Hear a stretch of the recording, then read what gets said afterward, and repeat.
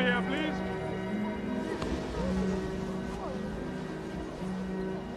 Sir? Go on. Have a good send-off. Yes, sir. Thank you, sir. Mr. Abrahams gave me a picture. The light of the world. Fellows have given me a set of Guatemalas. Up to $2. The ones with the parrot and the pillar on. Look, sir. Oh, splendid, splendid. And, what did Mr. Abrahams say to you? Told you you were a miserable sinner, I hope. Mr. Abrahams said I'm never to do anything I'd be ashamed to do in front of my mother. He said my next school would be more like the world. Did he? Did he? And what's the world like, do you suppose? Don't know, sir. I'm a boy. Do you have any elder brothers, or? No, sir. Only Kitty and Ada. They're my sisters, sir. No uncles? No, sir. There's Dr. Barry. He knew my father before he died. So you don't really know a great many grown-up fellows? No, not really, sir. Mother keeps a coachman and George for the garden. But of course, you mean gentlemen. Oh, I'm going to talk to you for a few moments as if I were your father. It isn't anything your mother could say. Do you see? Your body is about to experience various changes, physical changes. Now, Mr. Abrahams has explained to you that in the beginning, God created he, man and woman, that the earth should be peopled abundantly. Yes, sir. Sir, what changes? I speak, Hall, of the sacred mystery of sex. The act of procreation between a man and his wife. The procreation, indeed, of all creeping things. You will discover that your membrum virilis, that's Latin for weir. Weir, sir. Means man, sir. Very good, very good. Look, this might be easier if I... That thing. There. Now, that will develop and grow larger. You see? And when that happens, the man lies very, very close to his wife. And he puts his membrum virilis into her vagina. Thus.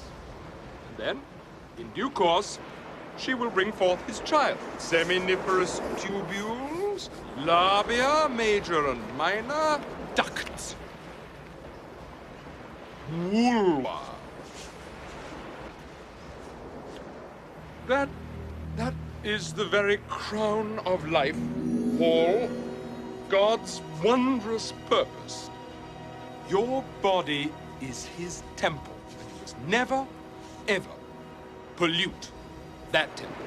And when, as one day I'm sure you fall in love and marry, you will discover to serve and protect woman and have children by her is life's chiefest glory. Yes, sir. And you must never, ever mention any of this to your mother or indeed to any lady. And if at your next school the fellows mention it, just shut them up. Tell them you know. I think I shan't marry. What? Look, in 10 years to the day, I invite you and your wife to dine with me and my wife as our guests. What do you say? Oh, sir! Yes. It's a bargain, then, is it? Now, oh, God, those infernal designs. Sir, won't they be all right? The tide will have covered them by now. Oh, that's the rising tide. I only hope to God he's right. My God.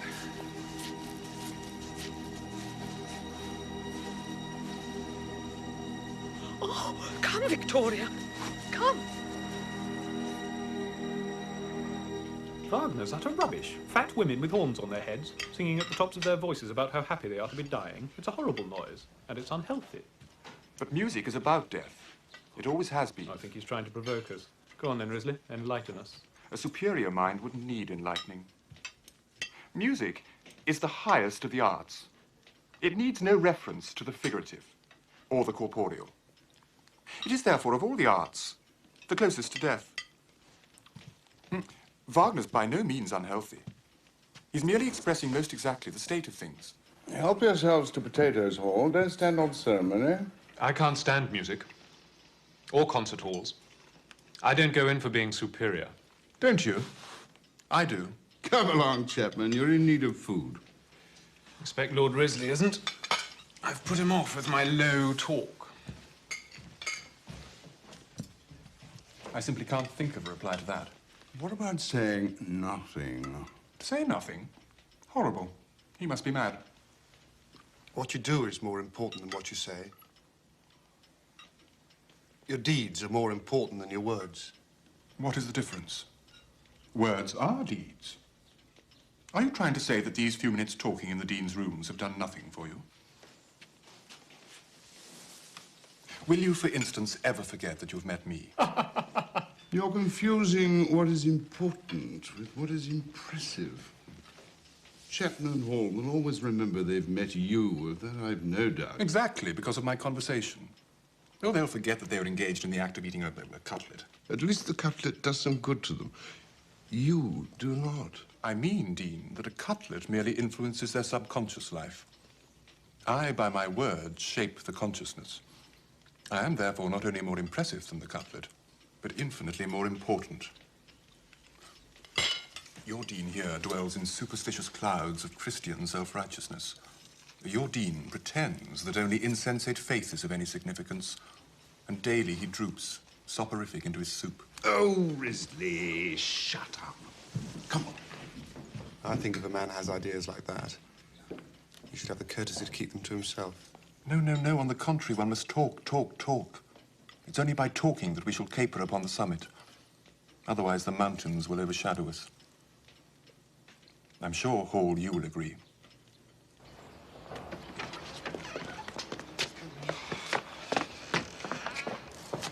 Wait. I'm eager to hear more of your interesting ideas about words and deeds. My rooms are in Trinity, and I've a dining club whose members would, if I'm not mistaken, interest you. No need to bring your chum. Well... You're not going, are you?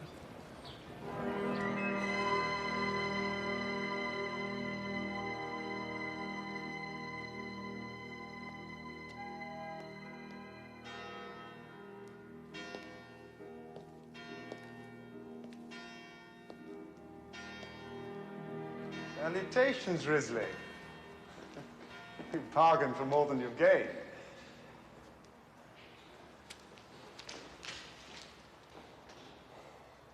Risley, you bargained for more than you've gained. Salutations. Look.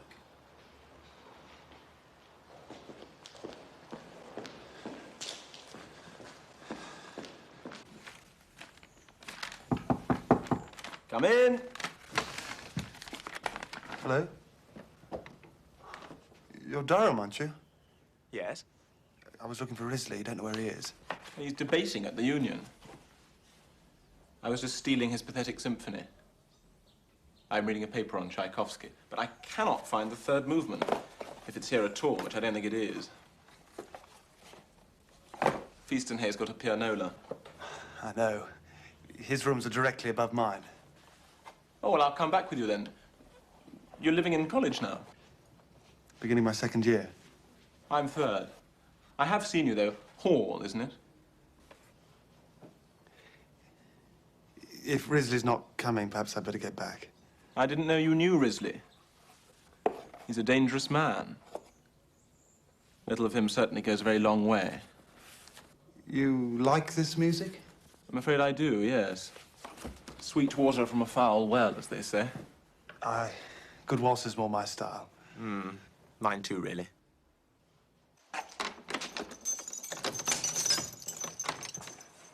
Thank you. Good night. Good night, sir. Hall? Got your third movement. I thought I'd come along with you instead. Here, give me some of those things to carry. That's all right. I think I've got them safe now. Good night. Night. Thank you. Sir. Give.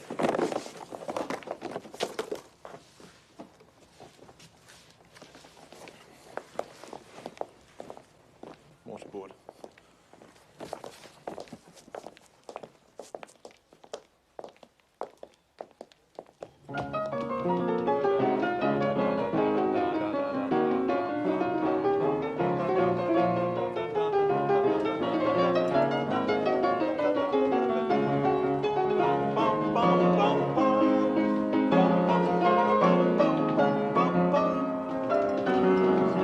This bit's mad.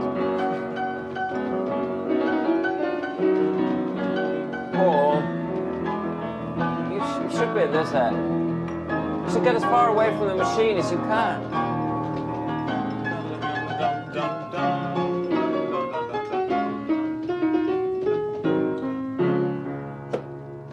Play it again.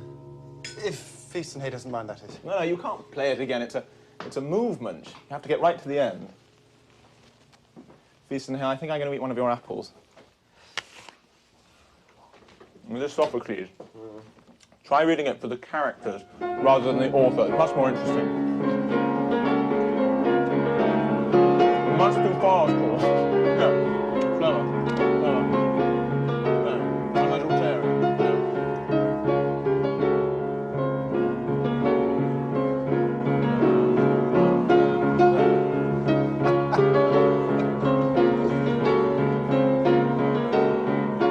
This bit isn't as jolly, really, is it?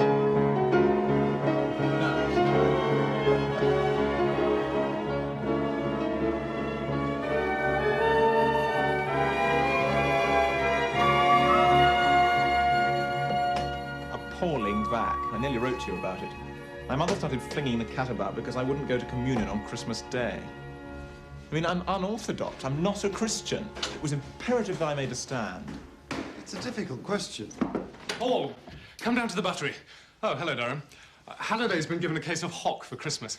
Reward for good behaviour over the back. He's asked for us. I'm sorry, Chapman, not now. We're fixing something. Oh, I see. Sorry. Well, perhaps we'll see you later then. Have you known Chapman long?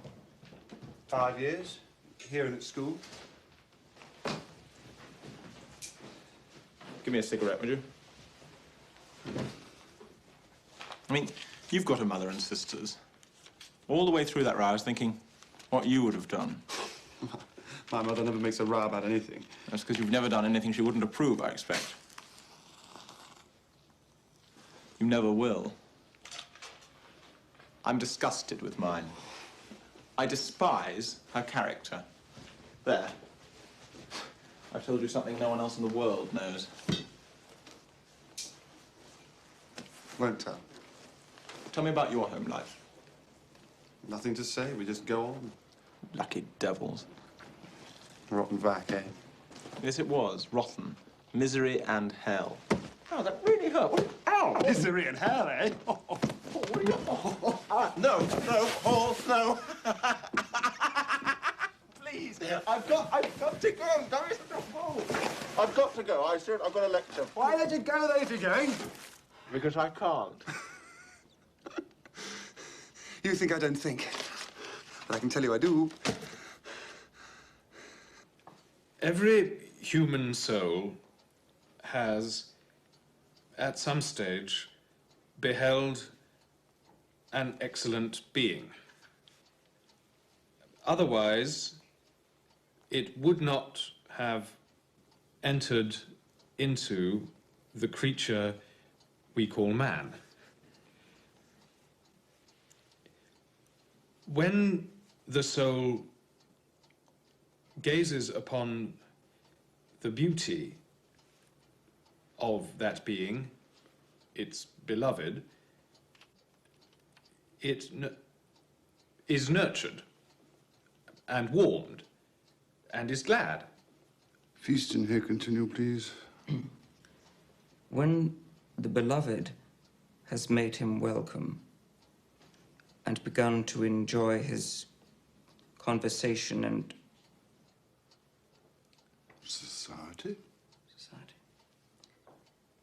When their intimacy is established and the loved one has grown used to being near his friend and touching him in the gymnasium and elsewhere. The current, which Zeus in love with Ganymede called the stream of longing. Omit the reference to the unspeakable vice of the Greeks. Ah, yes, sir. He is experiencing a counter-love, a reflection of the love he inspires, and he thinks of it as friendship, not love. Though, like his lover, he feels a desire to see, to touch, to kiss him. The unspeakable vice of the Greeks. The hypocrisy of the man. He ought to lose his fellowship. Oh, come on. No, as a point of pure scholarship. All the poor old dean can understand is the physical act. I'm not advocating that. As cold as a fish on a marble slab, you see. Shut up, Weasley. I'm trying to make a very serious point here, which is that a masculine love of physical beauty and of moral beauty and of the beauty of the thirst for human knowledge, you omit that and you've omitted the mainstay of Athenian society. It's as if our benighted dean hadn't even read the symposium. You read it all? Oh, no, you missed the point. You have to maintain some standards of decency. No, you don't. Not if they're propped up by 10th-hand opinion. Typical of you, I may say. Western civilization happens to be run on the principles of Christ's doctrines, not Plato's bloody essences. What exactly do you mean by Christ's doctrines? They're open to all sorts of interpretations. You know, the redemption, the Trinity. 3 in 1 and 1 in 3, ruler of the earth and sea. Hear us while Damn Christ's doctrines. I can't prove them, but they mean a lot to millions of people, whatever you say. Chant and song.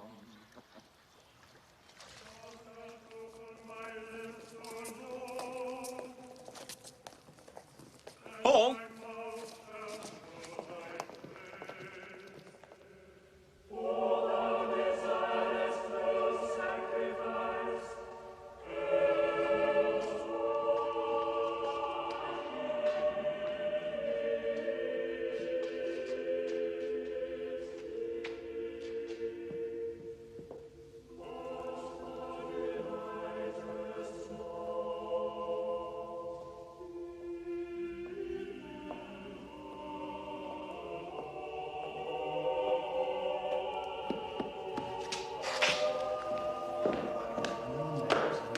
Say 6 o'clock. Just made me walk out of chapel.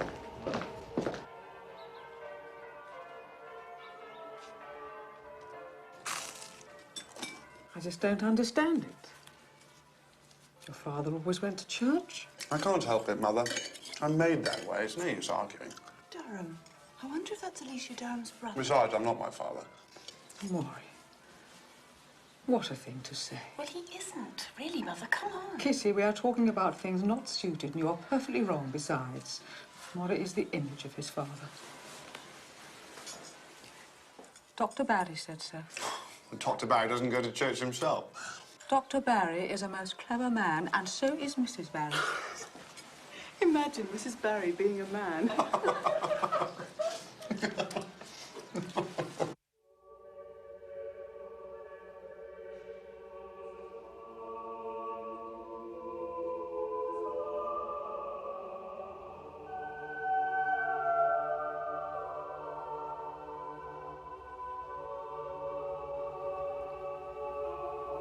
Have you been all right?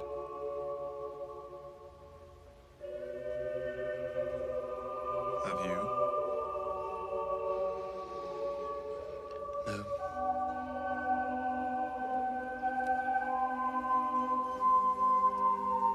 You wrote that you were.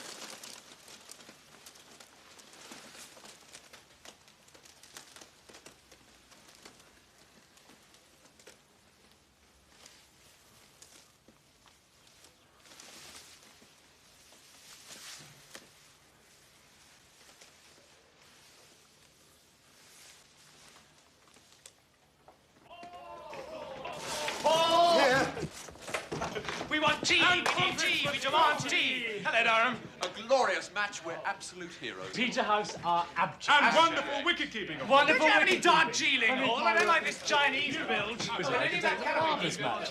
They're so far. It hadn't been for my two valiant catches of the 3 wickets. Snips, a very different Just story. dropping them into I the think rough the stuff. century lies pretty well at my It door. was too easy.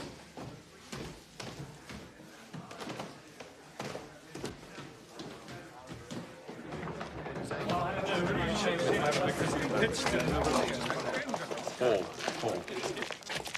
Durham, where did you get to? I know you read those books in the back. How do you mean? You'll understand then. I don't have to explain. Understand what? That I love you. I'm told rubbish.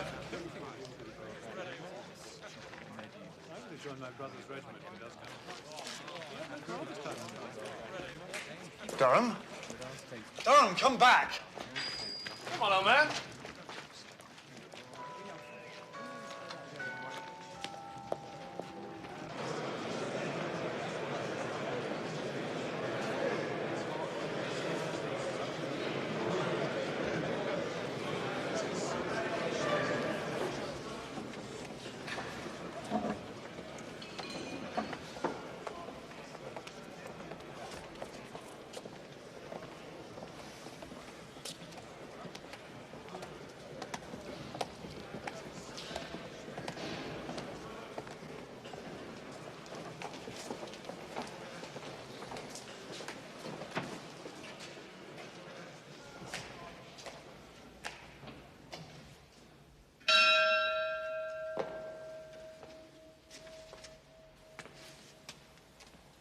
Benedict Domine nobis, et his donis tuis, quae tua gratia et munificentia sumus iam sumpturi.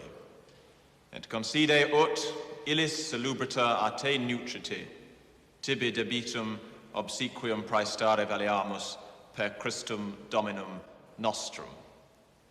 Amen.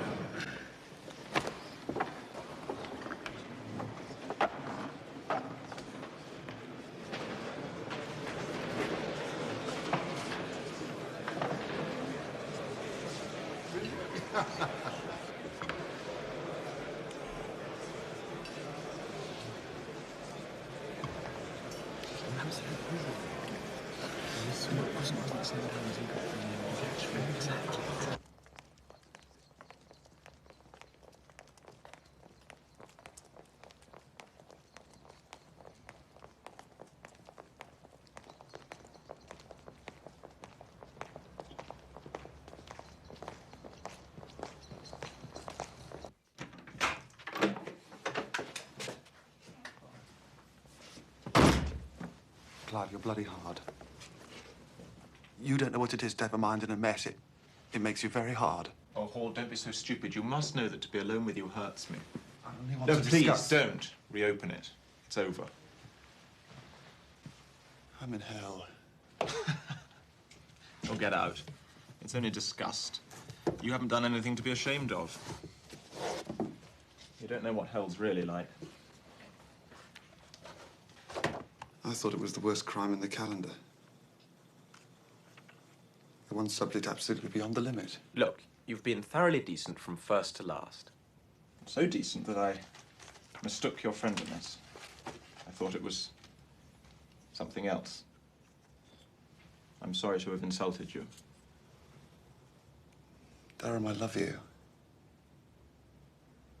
In your very own way. Rubbish, as you so rightly said. Good night. I do. I think I have always. Look, it's like the good, blundering creature that you are to try to comfort me, but there are limits. I'm thankful that it was into your hands I fell. Most men would have reported me to the Dean or the police. Damn you, Durham.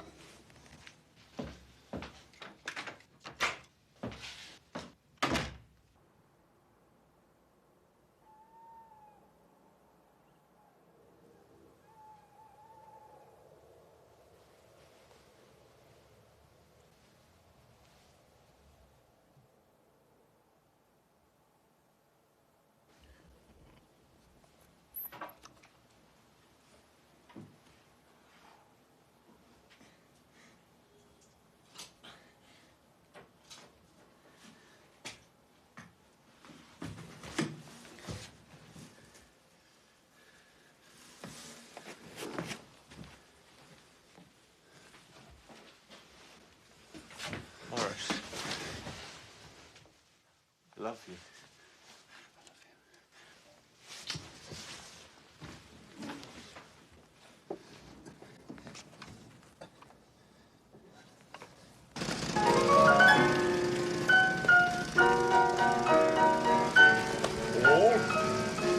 It's the Dean.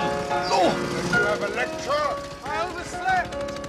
Paul! Stop when I speak to you!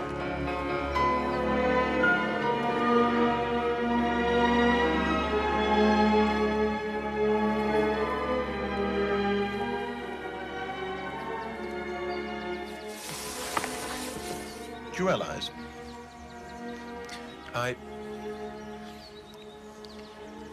I would have gone through life half awake if you'd had the decency to leave me alone. Why me?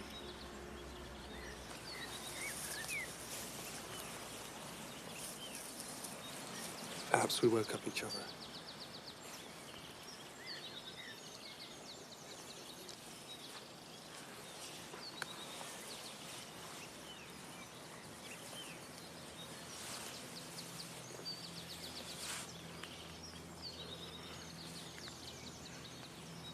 No. Can't you kiss me? I think it would bring us. I think it would bring us down.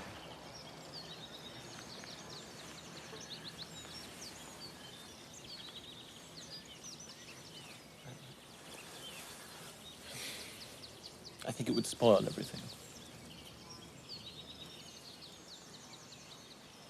This harmony.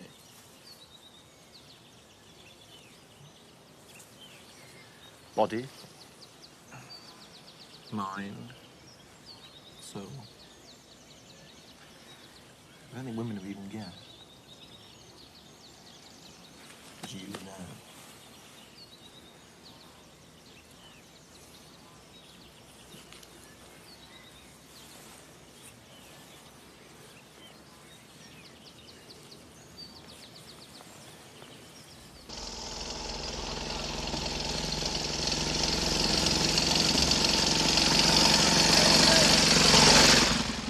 Why did you not stop when I called you?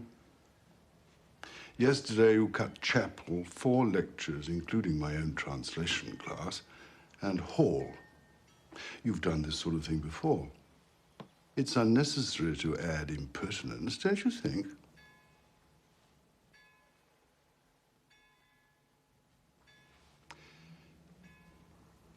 Very well. I'm sending you down. You will catch the 12 o'clock. Unless you write me a letter of apology, I shall not recommend your readmission to college in October. If it had been a girl in the South department, Cornwallis would never have kicked up a stick. Everyone cuts lectures. I've done nothing wrong. Let's go to Liverpool Street. I refuse to say that I have. What'll you do?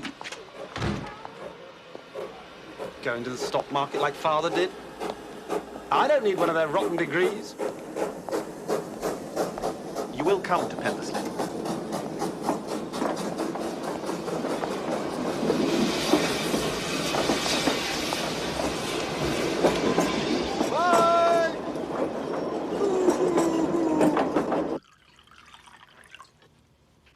Not quite what you expected, eh? Dr. Barry. Not quite as anyone expected. Still, these past few weeks it's become apparent to me that it's time a man was here to head this household again. Ah, well, it's all for the best. What do you want with a degree? They were never meant for the suburban classes. I mean, you're not going to become a parson or a barrister or a pedagogue when you're not a country gentleman. No, it's a sheer waste of time. The city's your place. Absolutely right to insult the Dean. If anything, I feel insulted by him. Treated like a schoolboy. You see, your mother doesn't understand how you feel. She's worried because you don't apologize. To my mind, these things work themselves out. You see, you got yourself into an atmosphere for which you were not suited, and you very properly took the first chance to get out. How do you mean? Oh, still not clear. I mean that a gentleman would have apologized by instinct if he'd found that he'd behaved as you did. I think it's time I turned in. How dare you bully your mother, Maurice? You ought to be horsewhipped. Swaggering about instead of begging her to forgive you. She comes to me with tears in her eyes and asks me to say something. But don't answer me, sir, don't answer me. I want none of your speech. You're a disgrace to chivalry. I'm disappointed and disgusted with you.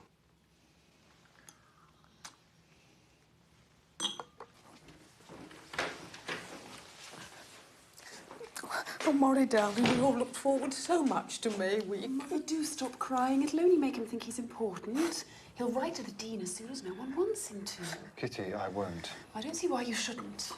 Little girls don't see a great deal. I see a great deal more than some little boys who think they're little men.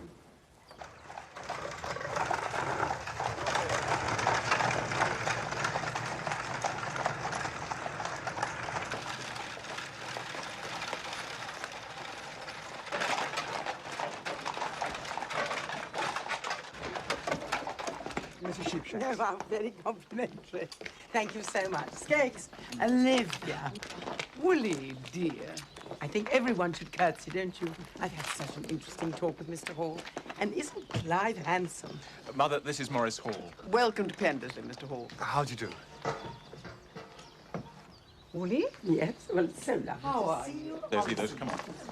Oh, by the way, if my mother or my sister ask you to do this or that tomorrow, don't worry. Say yes if you want, but you're actually going to ride with me and they know it. It's just their ritual. But I haven't brought any riding breeches. Ah, well, I can't associate with you in that case. Deep breath.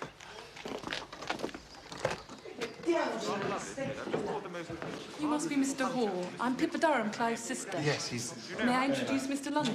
Mr. Hall. How do you do? Archie London. How do you do? I'm the lucky devil who's to marry her. I'm commandeering troops for canvassing tomorrow. Tariff reform. Just stop bullying, Pippa. Are you interested? Certainly, I'll be delighted. Good. There, Mamma, Mr. Hall is sound. Pippa, dear, there's Mr. Hall in his room. The blue room, Mamma. The blue room. Poor man. The one with the smoking fireplace. Some cocks.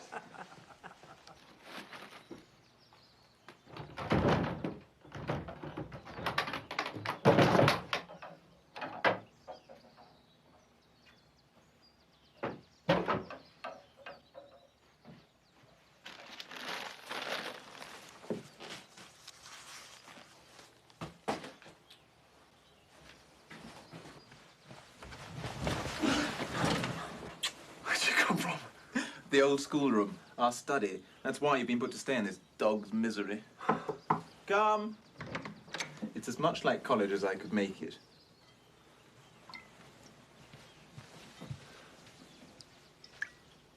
Look at the view, though. There. You may shoot rabbits from this window. Oh, it is jolly fun me coming here. Well, this place will never seem the same again. I shall love it at last. Would there be anything else, sir? No, thank you, Millie. No, that's all. We're up the staircase by ourselves. We need never be in any other part of the house. Apart from meals, that is. I'll leave you to unpack. See you down there.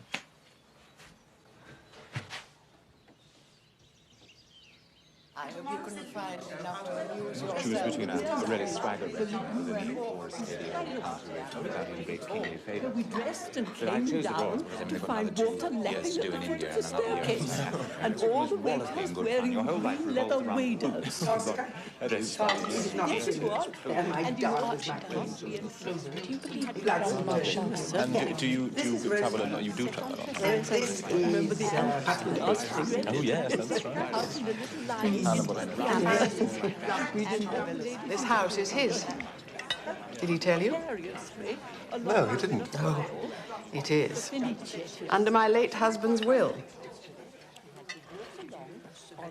I must move to the dower house as soon as he marries. A fourth year at Cambridge would little profit a yokel like Clive. He must take his place here in the countryside. There's the game to consider. There are the tenants. There'll be his duties as a magistrate. And unless there's a war, there's his political future. He ought to spend the year traveling instead. He must see America, and if possible, the colonies. He speaks of travelling. He wants me to go with him. I trust you will. But not Greece, Mr. Hall. That is traveling for pleasure. Dissuade him from Greece. I prefer America myself. Naturally, anyone sensible would. Pippa says he writes verse. Have you seen any? Mr. Hall, is there someone? Some Newnham girl? Pippa declares there is. Pippa had better ask then. Did I hear my name, Mr. Hall?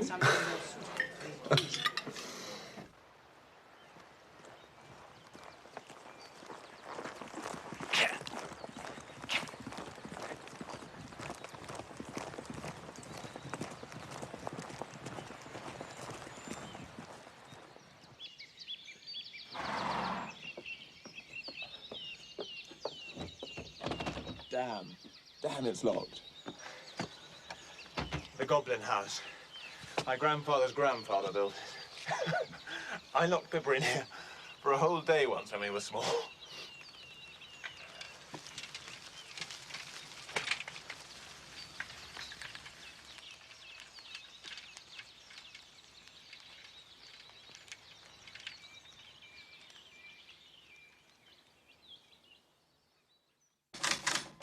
Ashby's ordinaries are up an eighth.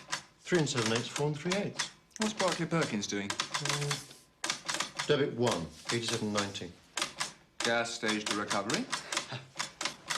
What about Alliance in Dublin? Alliance in Dublin. Consumer's orders. And that'll do. Up to 78.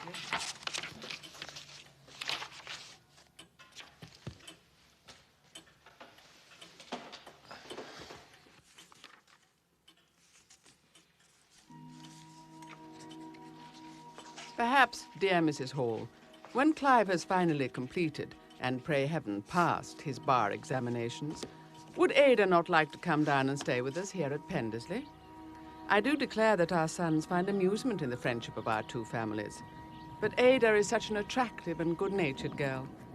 Although at present Clive appears to regard his Fridays to Mondays in town as sacrosanct, I'm sure that he too could be enticed down.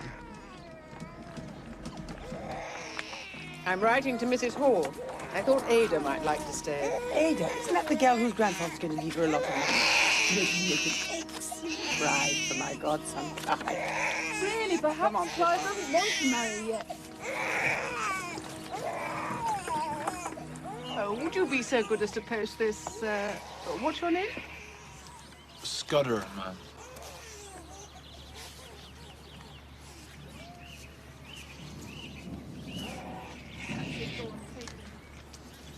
We are all very snug in our little house, Mrs. Durham, now that Maurice is living at home after so long away.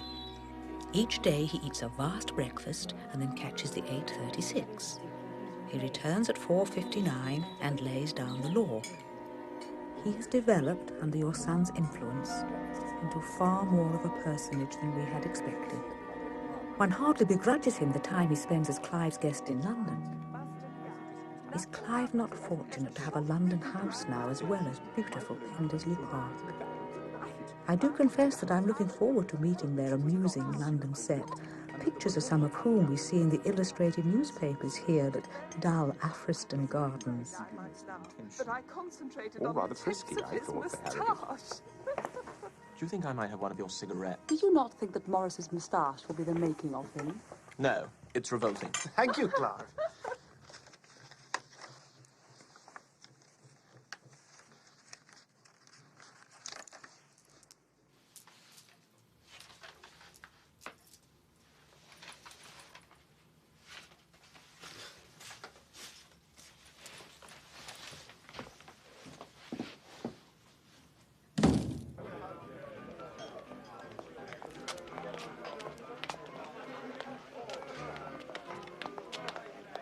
Your cavalrymen, see, must have legs so straight that they can hold a sixpence between their legs all the way up. Ankles, calves, knees, thighs. Not only a sixpence, is it, love? Ends has to meet. The price of your beer, no wonder.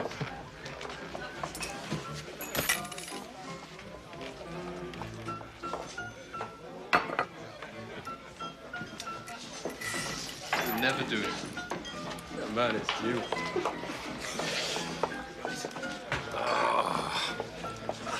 There was a pure country lad here till I took the Queen's shilling. One here.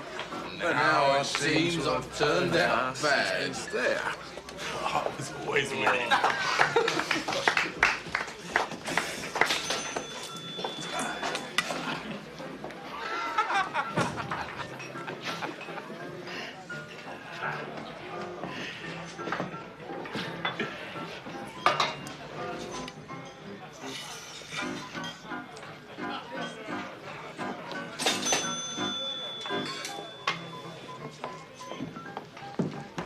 Twank. Well, I suppose it's pints all round, gentlemen.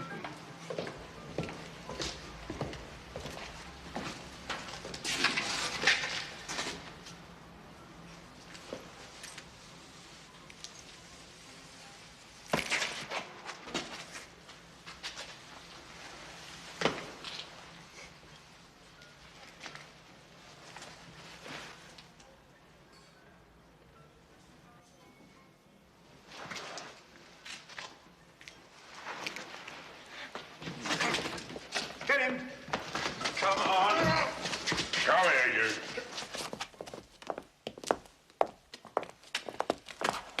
Come along.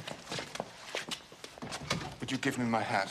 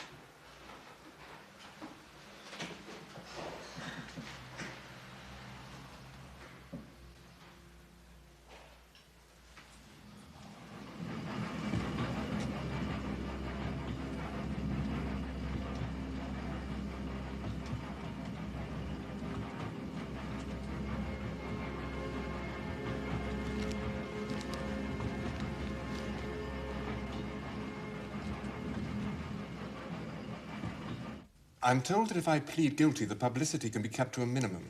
And what am I to do? You must understand. If I were to give you a testimonial, it would make me a sitting duck to any prosecution. Yes, I see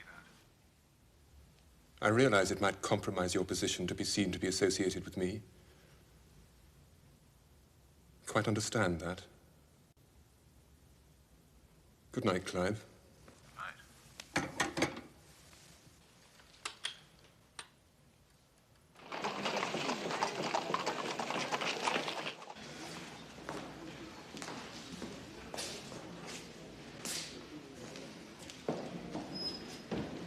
Maurice.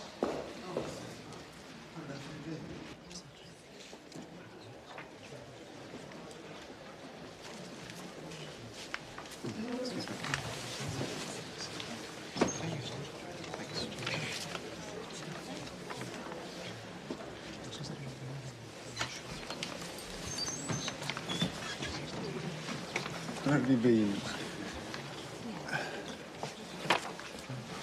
You right? Clive? Yes, thank you, Maurice. I'm fine. Please, don't nanny me.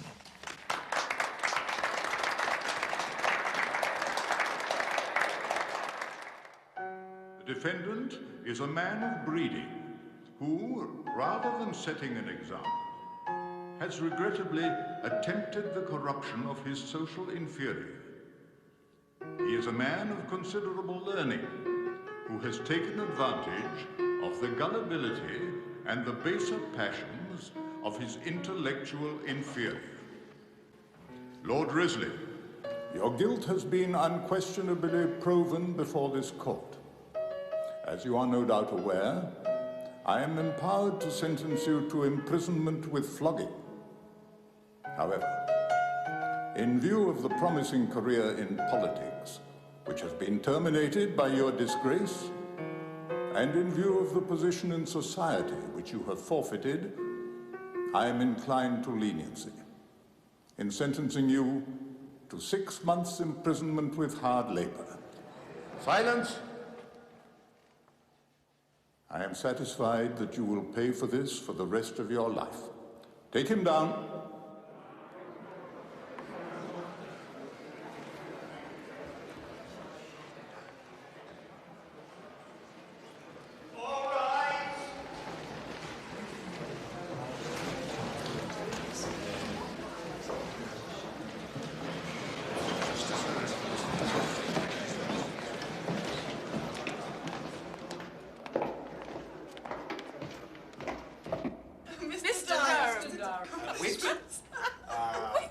Poet. Breeding. Breeding. And now, legal legislator. Clive Durham, barrister at arms. Clive Durham, our honoured friend. Barrister at law. Clive Durham. Mr. Durham. Sorry, to the most marvellous evening. Come on, Clive, on your feet. Reply, reply. To the Durhams of Pendersley Park. Oh, I say, I'm going to think. Maury, quickly. Clive. Get a pillow. Kitty, a pillow. Hey, that brandy. Mother. What is it? Fan him.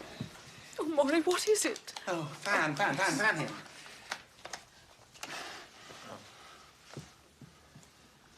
All right. Silly. Oh. Right. I'm all right. Certainly not. Maurice is going to carry you. Oh. Oh, dear. Mr. Durham. Mr. Durham, try and put your arms around Maury. Come along, old man. Up you come. That's it. That's it, Maury. Come on. Put your arm around. Sorry. The doctor. Sorry. Somebody telephone. All right, Maury. Forward. Do be careful, Maury. It's rather hot. Mother, you needn't tell the others I kissed Durham. He wouldn't like it. No, of course not. I was upset and did it without thinking. As you know, we're great friends. Relations, almost. Mother, the doctor's here.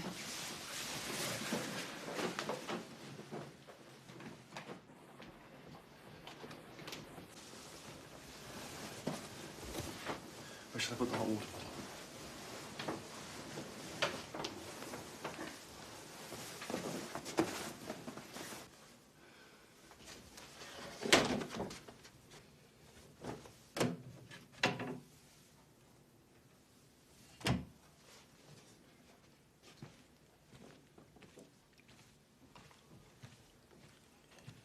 You mustn't do this sort of thing. You mustn't, it's filthy. Doesn't worry me. I don't say this just to please you. We can carry on all night as far as I'm concerned. By the way, the doctor's coming up. He'll see me like this. I hope he does. Oh, hello, Chard. Sorry to call you out so late. Just curious, chap. He fainted at dinner, and he can't stop crying. Been working hard? Yes. Now he says he's going to Greece. So we shall. You clear out now. Told your sisters none of you ought to come into this room. My sisters, yes. I'm looking after him. You equally. Miss Kitty has telephoned to the Institute for a nurse. Why is everything done in such a damned hurry? Not a nurse. Might amuse him. And can't we amuse him? I can nurse him myself. Ooh, have you wheeling the baby next? Beg your pardon? I suppose I ought to have the nurse. Right. She can make you more comfortable than I can.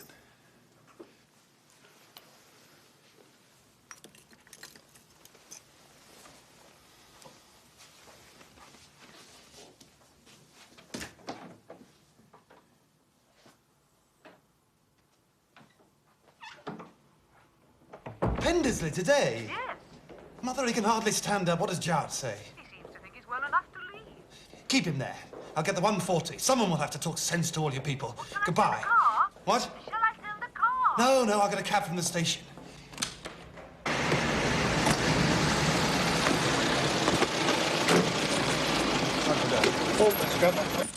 Thank you.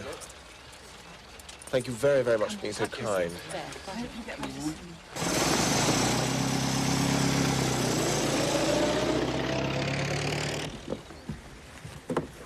We've enjoyed having you here, haven't we, Mother? What are you playing at, Clyde? You're far too ill to travel. Thank you so much. Clive, I can't go on being such a bore to your family, Maurice. Don't be absurd.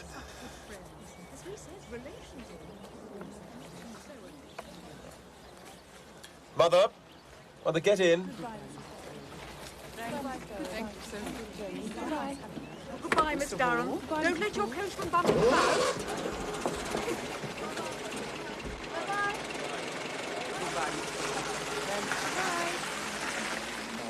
Goodbye, and don't forget to get rotation. And full reserve, remember.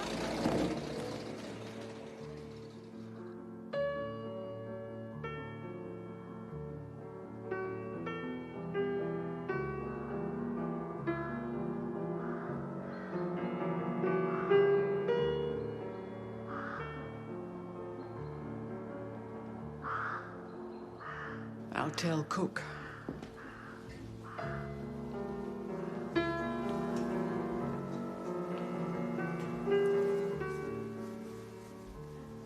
Terrible affair about Viscount Risley, sir.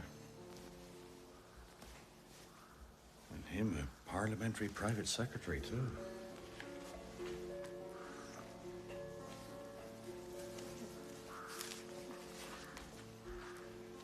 I did read he was at Cambridge. Like yourself, sir. You will never mention that subject again, St. Cox, while you remain in employment here.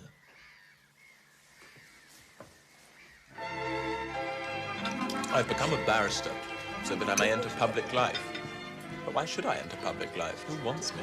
Your mother says the country does. Well, I've talked to more people than my mother, and I tell you, no one wants us, or anything really, except a comfortable home. But to give people a comfortable home is what public life is for.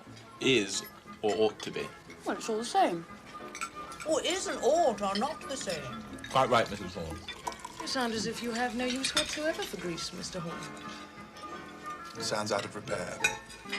A heap of old stones. Without any paint on.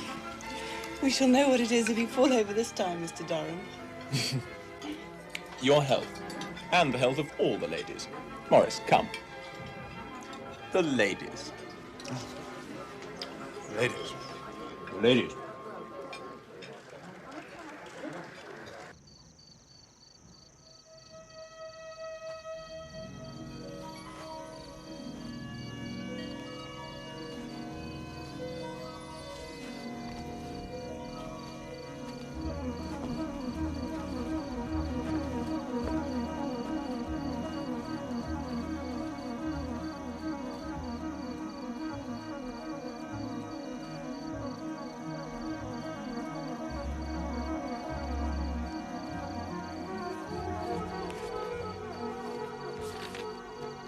Dear Clive, still no word from you. So here is my news. I am practicing a regimen of severe self-discipline. Our Wednesdays and our weekends I spend in the darkest reaches of Bermondsey, with the dockers lads at the mission. It's a far cry from our metropolitan pleasures. I am supposed to be teaching them the gentle art of boxing. More often than not, I get the pummeling. Preferable to the pummeling you gave me at the Wigmore Hall. Ha ha. Most of the other evenings I spend working through that reading list you once gave me. Clive, I'm so worried at not hearing from you. I get no sleep worrying, for fear that you've fallen ill again. I've looked out your connections and would expect you back by Tuesday week. Wire if you can on reaching Dover. I don't have to tell you how much I miss you. Mr. Durham. Oh, Maurice is away tonight on business. Oh no, where's he gone? Don't ask me. We know even less about him than when you were last here, if we think that's possible. He keeps everything so secret. Mother, Ada, Mr. Durham is back from Greece. What was Greece like? Rather disappointing, I'm afraid. It's not exactly what I'd expected it would be. Why did you let us know? There'll be nothing but pie. We would have given you a real English dinner. Don't worry, I can't stay to dinner anywhere. Oh, no, Mr. Durham, you must stop the night. We've missed you. Haven't we, Ada? Kitty. Maurice told us you'd be back last week. He was so disappointed. We can practice on you. We've joined an ambulance class. We need a victim to bandage up. It was Dr. Barry's idea. He says there's going to be a war soon. You sound just like Maurice. Your voices are wonderfully alike. It's because I have a cold. No, you are alike. You do have the same voice and nose. And by that, of course, I mean the mouth, too. And also his good spirits and good health. Kitty, on the other hand, has his brains. Ow, that really hurts. Ow, ow. Yeah, but it's my hair. That's very good, Kitty. Thank you. And these are excellent. I feel so much better. If you knew what it was to be in England. Is Greece not nice? Horrible. Maurice said you'd like Greece. Maurice doesn't know. I'm happy you're back. Maurice is home. Kai? Oh. Come out of all that, Clive. Why did you let them? I say, he looks well. You look well. Come and have a drink. I'll unpick you. No, girls, not you.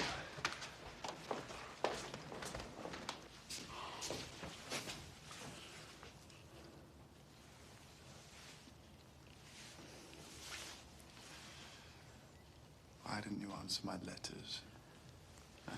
Don't you love me anymore? All that must be tomorrow. Quite so. Have a drink.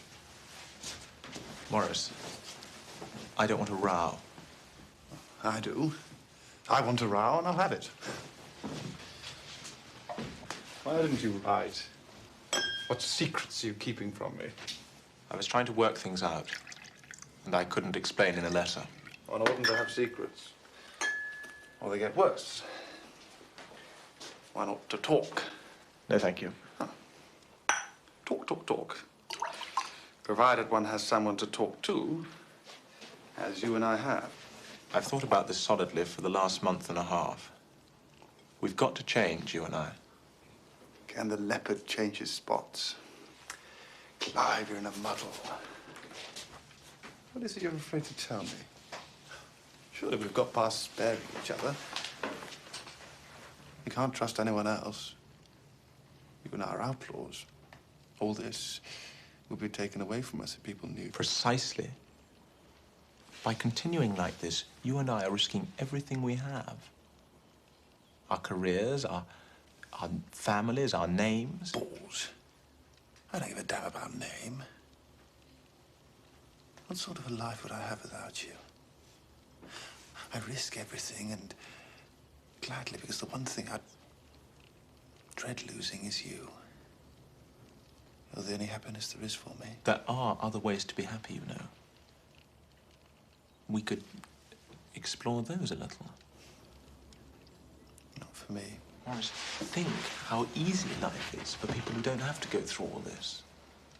This secrecy, never being able to talk about the person whom you're in love with to anybody. Imagining the servants are thinking things. Always being asked when you're going to get married and having every bloody girl paraded in front of you because your family's so desperate. You want to get married? Is that it? You're in love with some girl? Who is it? No one.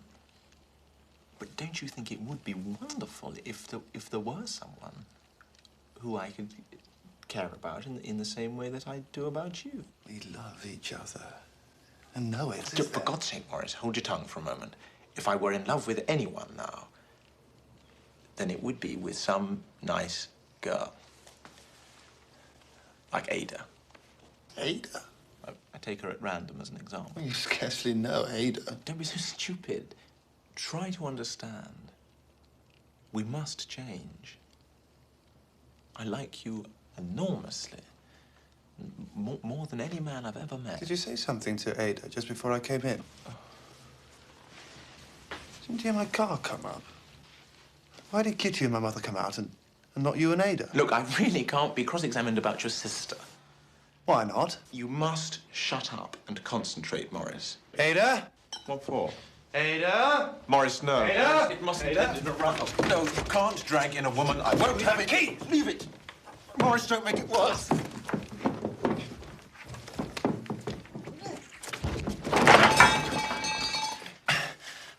I didn't mean to.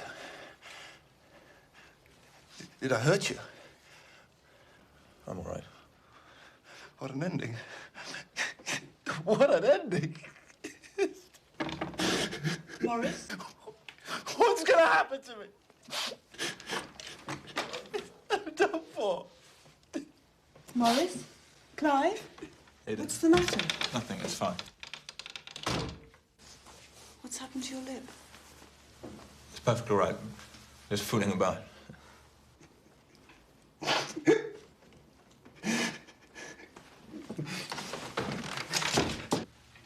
Maurice?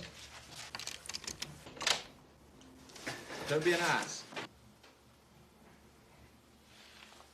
Listen, he's fine.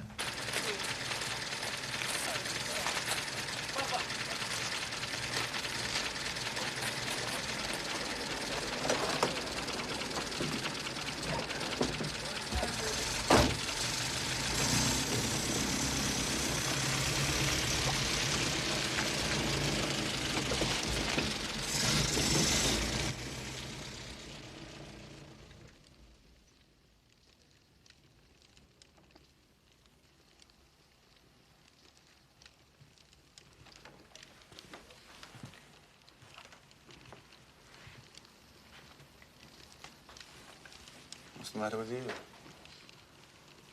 Nothing. Yes, there is. I can see it. Can't take me in. No, really, Maurice, it's nothing. Why? What did he say? Nothing. Who said nothing? Clive. He said nothing. Clive, is it? What is Mr. Durham to you? Answer.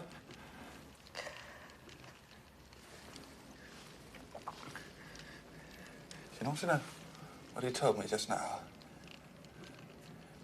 When I accused him of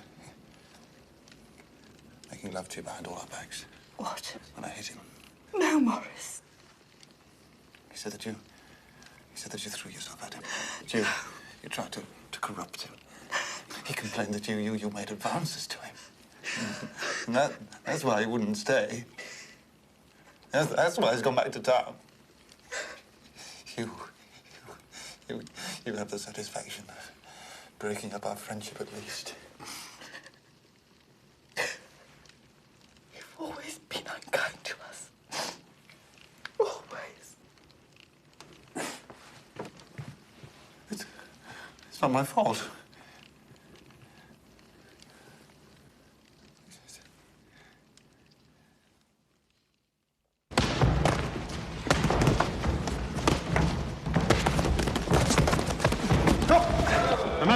Step back.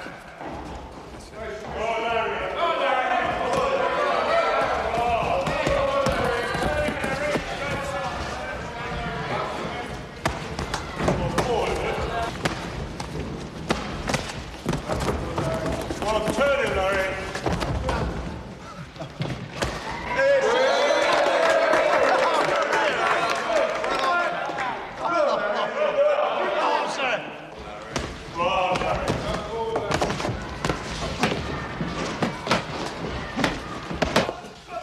It's good of you, sir. There ain't many city gents that'd give up their Saturdays. Good night, sir. Good night, Mr. Hall, sir.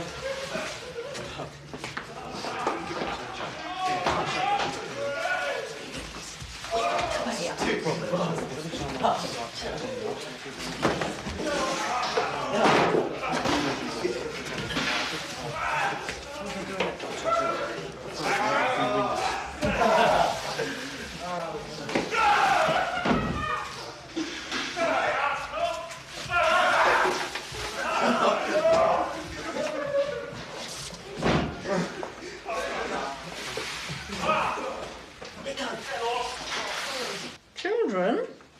Clive Durham is engaged to be married. How friendly of his mother to tell me. Who is she? Lady Anne Woods. You can read it for yourself later. He met her in Greece. Lady Anne Woods, daughter of Sir H. Woods.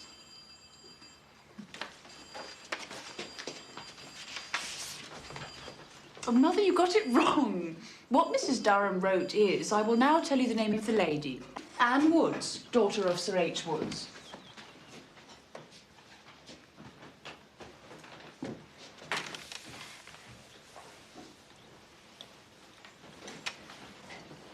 Do you know her, Maurice? Oh, yes. Mr. Chapman, Miss Hall. Thank you.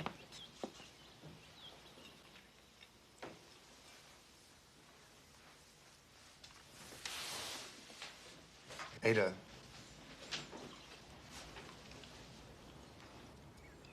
Ada, I behaved badly to you after Clive's last visit. He never said those things I let you think he said. He never blamed you. I didn't care whether he did. Doesn't signify. I love Arthur now. Chapman's a good fellow. For two people in love, to marry strikes me as very jolly. I wish you happiness.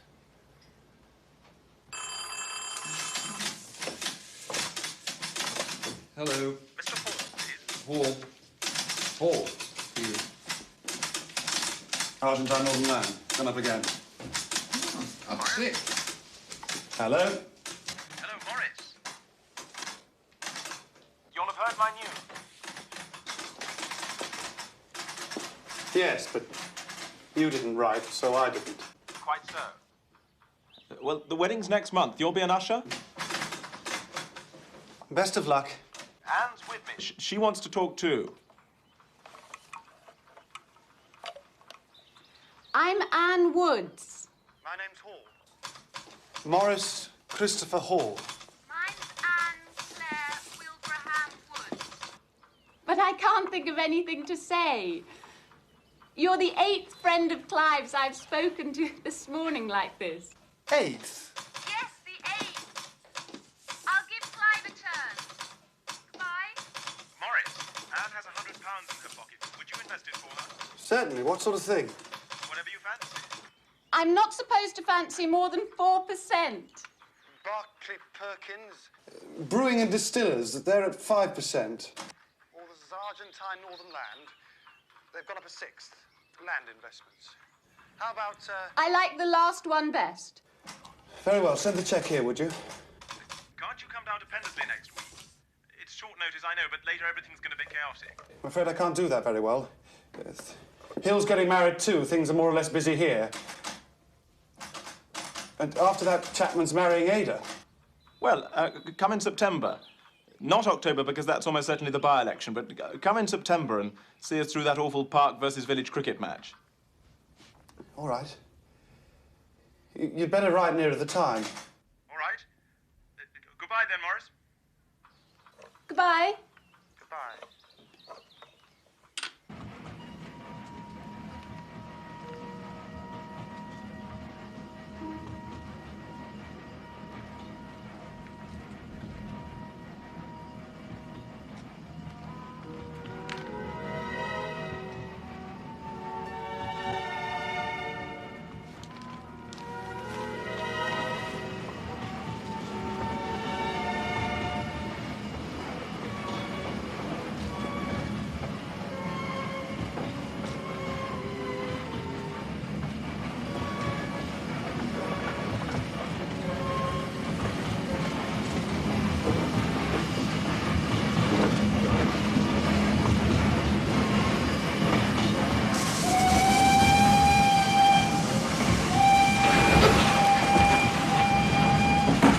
I mean, I haven't even got a consulting room.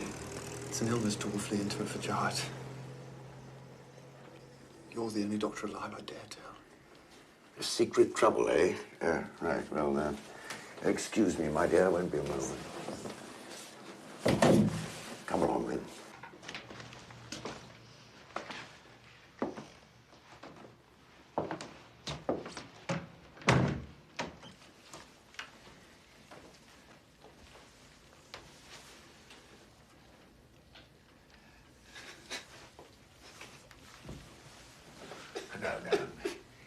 Now, take your time. And remember, of course, that this is professional. Nothing you say will ever reach your mother's ears.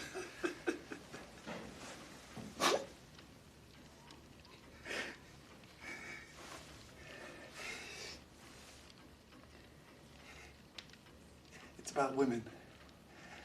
Well, we'll soon fix that up. Fix me, for God's sake. I'm done for. Oh, don't be afraid of me. Now, when did you catch the beastly thing? It's nothing as filthy as that. In my own rotten way, I've kept myself clean. Oh, well, let's have a look.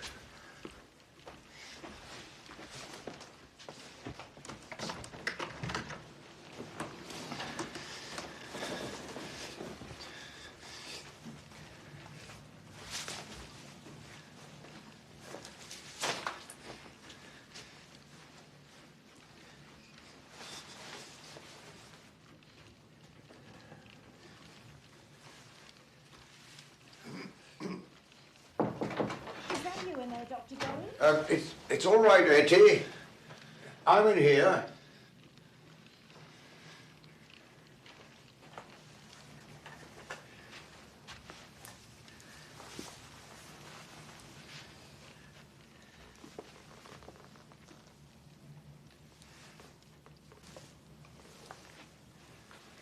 You're all right.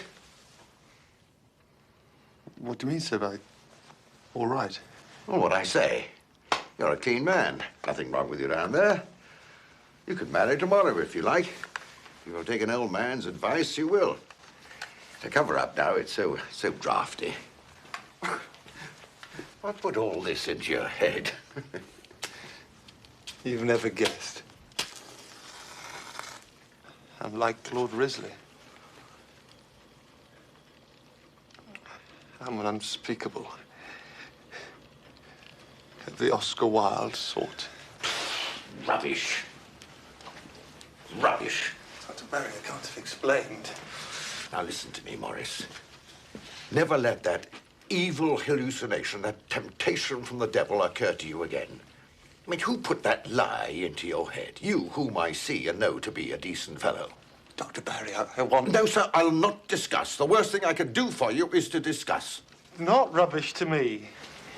Rubbish. Been like this ever since I can remember.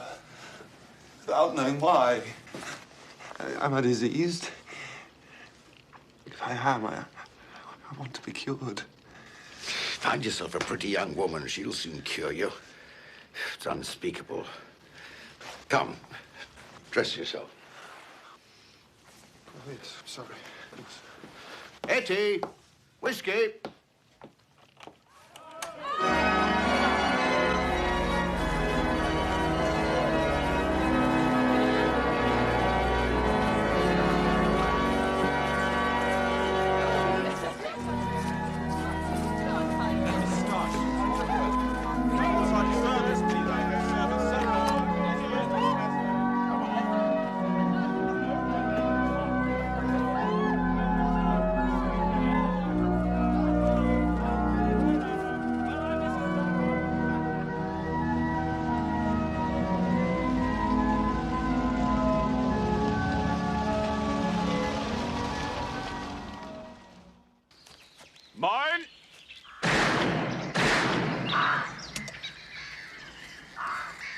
sir.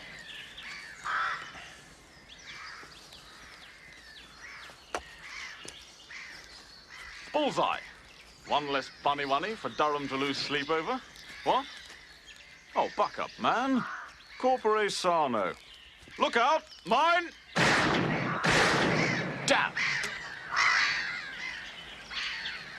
So you gentlemen wish to continue shooting. The mist's coming down. I suppose he thinks it's our fault. Very well, Scudder. We may as well pack it in. You'll bring the game book up to the house. Oh, cheer up, old man. What has got into you? Would you believe? It's my birthday. Good Lord, is it really? I say, old man, many happy returns. Durham never mentioned it at all. Durham's far too busy canvassing. Come on. Let's toast it in Chisky. That's more like it.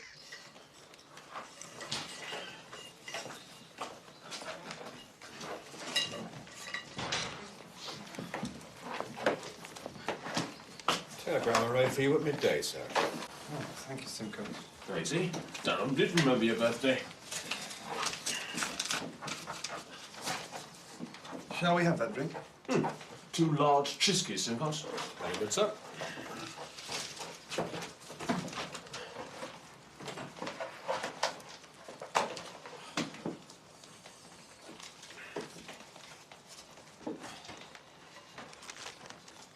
I think I may have to go to town with you tomorrow. Poor old fellow, what a pity. He might have had more shooting. Nothing wrong, is there? No. No business. Happy birthday, sir.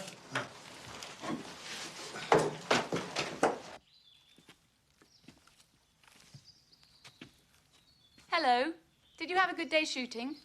Frightful. It's awfully rude of Clive to have been here so little. But he's working so hard. And I do think it'll be a good idea for the poor if he does get in, don't you? He's their best friend, if only they knew it. We can't worry too much about the poor.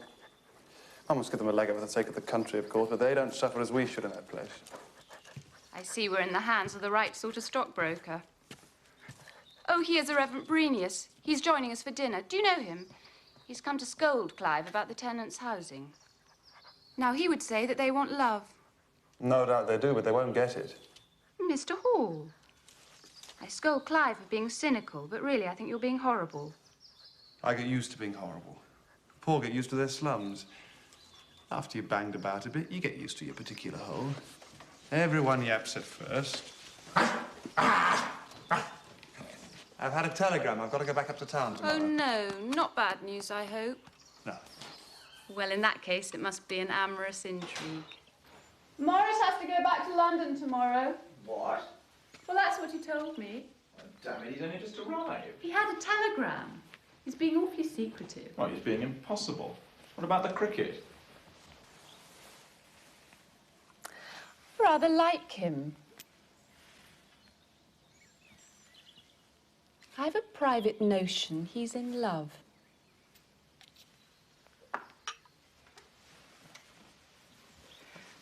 I think he has a little girl up in London.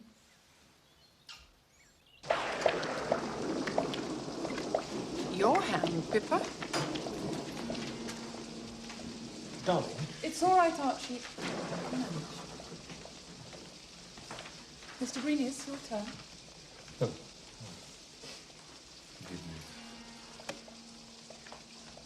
The family ghost again.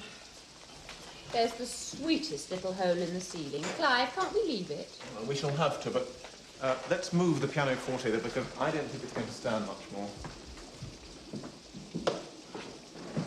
How about a saucer? Clive, how about a saucer? Once the rain came through the ceiling of the club. I rang the bell and the servant brought a saucer. Yes, I ring the bell and the servant brings me nothing. I knew this beastly present would come in useful. Poor Pendlesby.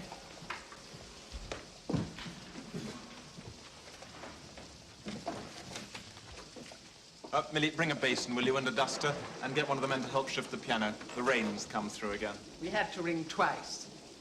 Twice.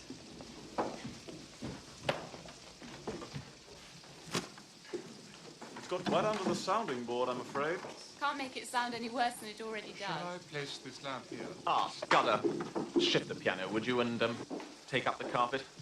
Tomorrow you'd better go up and attack that roof again.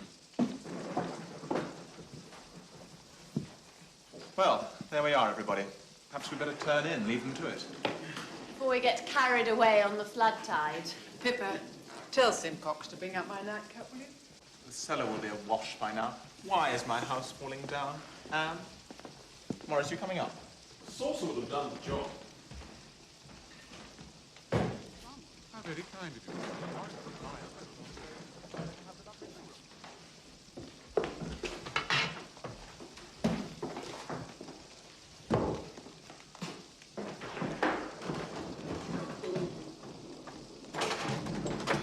Down there a bit. A bit more. Bit more down. Someone will have to get up in the night, change the bowl. As soon as my body developed, the obscene imaginings began. I thought that some individual curse had descended on me. My schooling was pure enough. A terrific scandal there before my arrival meant that we were drilled all day and policed all night. I had little chance, therefore, to talk about such experiences with my schoolfellows. I am the only son in my family.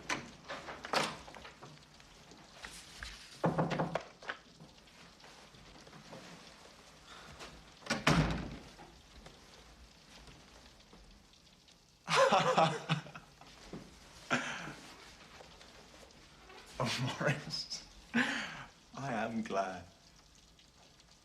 Well, it's the greatest thing on earth.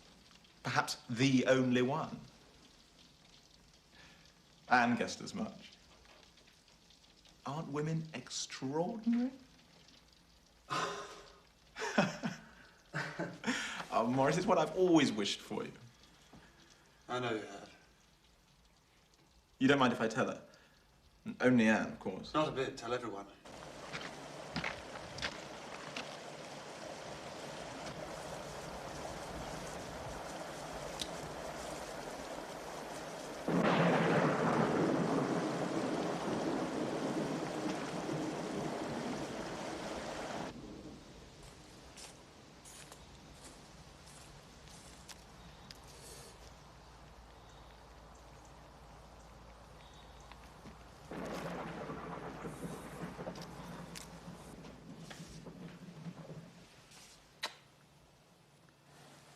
You don't mind? I just wanted to show that I hadn't forgotten the past. But I agree. Let's not mention it again. All right. Aren't you glad it's all ended properly? How properly? Well, instead of that muddle last year. With you.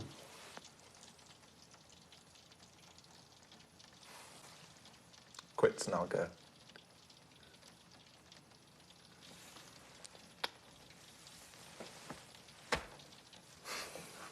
Come back here as soon as you can, won't you?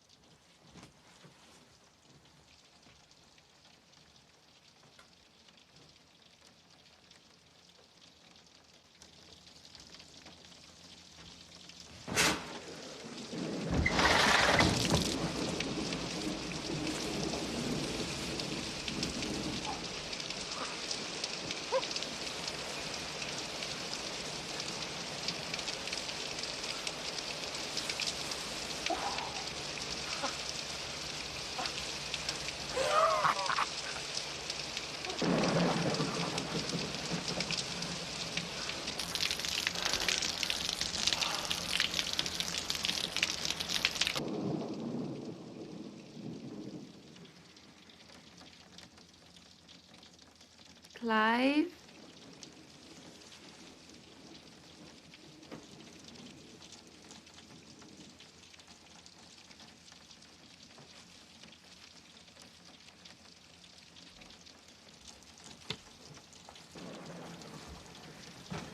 I've been talking to Maurice.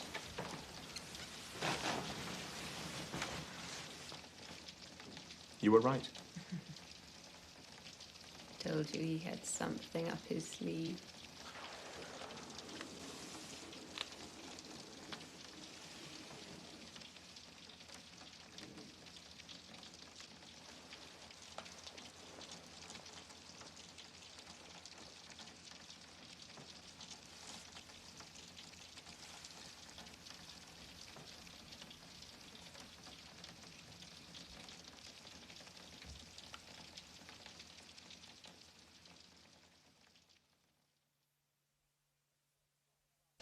Make sure the tarpaulin covers the cover. Now pull it down. I think he's after a tip. Time to boil his head. I offered him 5 shillings and he wouldn't take it, damn cheek. Best of luck. I'm so glad you're not really horrible. Are you? Goodbye, dear Maurice. Goodbye. You gave him more, I suppose. 5 shillings not good enough. You'll only take gold.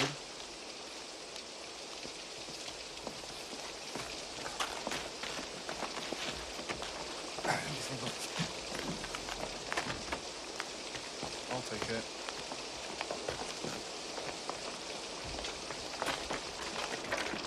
Clive! You're coming back very soon. Good luck. Thanks, old man. Here, old man. Archie, goodbye. Goodbye. Take us some coach. Goodbye. Bye. Goodbye. See you soon. Bye, Maurice. Goodbye. I do wish I knew the girl's name.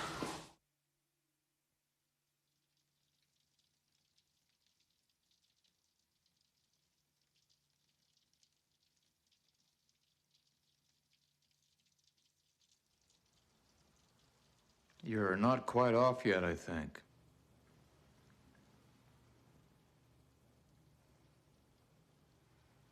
No, I'm not.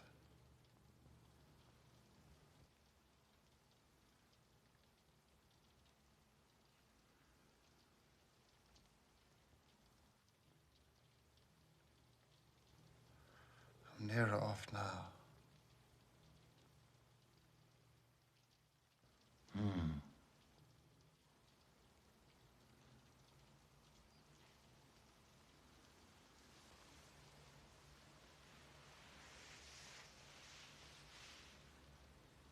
How do you like my consulting room? It's a nice room. Not too dark. Rather dark. You can see the picture on the wall ahead of you.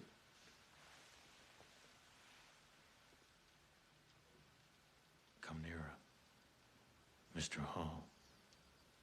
Take care of that crack in the carpet, though.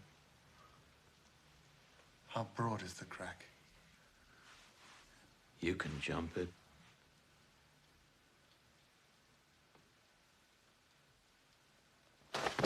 Admirable. Now, what do you suppose this picture is of? Whom is it of?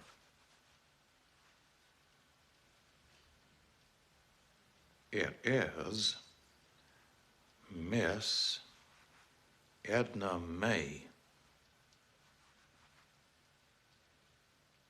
I want to go home to my mother.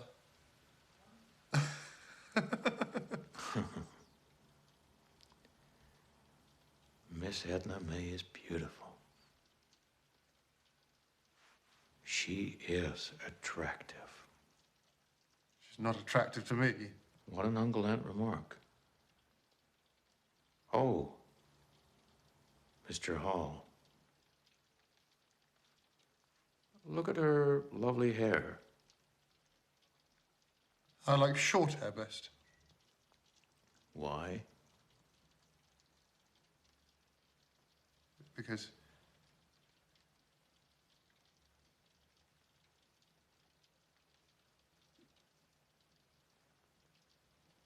Because...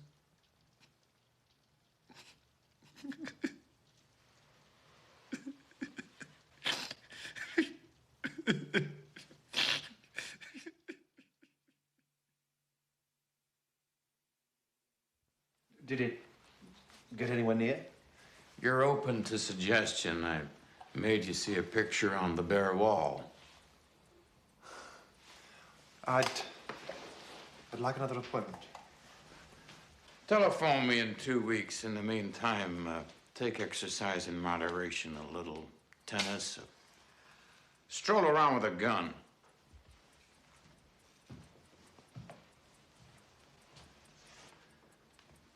Go back to the country. It seems rather foolish to make that journey twice in one day.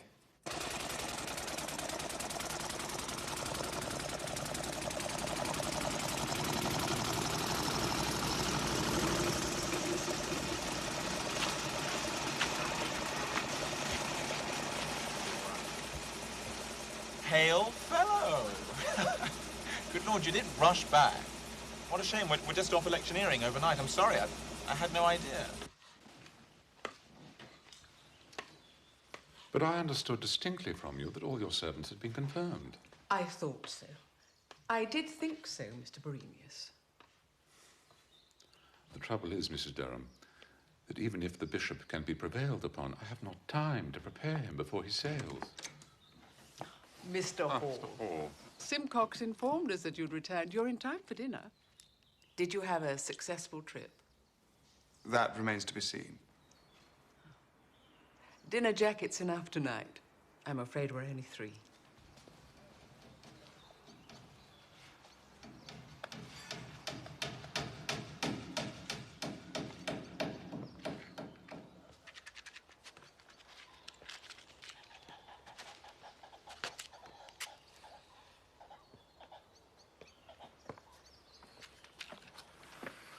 Pardon me, sir. Will the gentleman be shooting tomorrow? I don't think so. Obviously not. It's the cricket match. I'm sure, sir, I'm very sorry if I failed to give you and Mr. London full satisfaction, sir. That's all right, Scudder. Glad to see you down again so soon, sir. That's all right, Scudder. The way that Scudder sprang his notice on Clive, his brother has found him a job in the Argentine. His brother has got him the fare, so off he goes.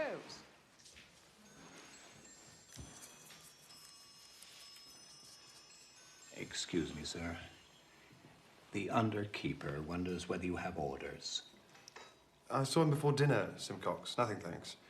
Tomorrow's the match. I did tell him. He wonders whether the gentleman wished to bathe between innings, sir. He's just bailed out the boat. If that's Scudder, will you tell him I'll come and speak to him directly? Very good, sir.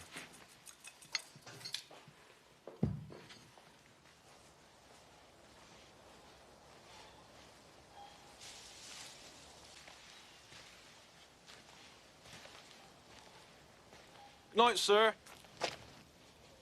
Scudder. Good night. They tell me you're emigrating. That's my idea, sir. Well, good luck to you. Thank you, sir. Seems rather strange. The Argentine, I understand. That's right, sir. Have you ever visited it yourself, sir? No. No, England for me. Night, sir. Good night.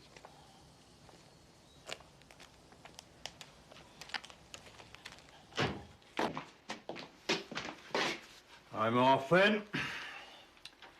Easy start tomorrow. Only Mr. Hall's pleasure to wait upon. Mr. Hall's a gentleman.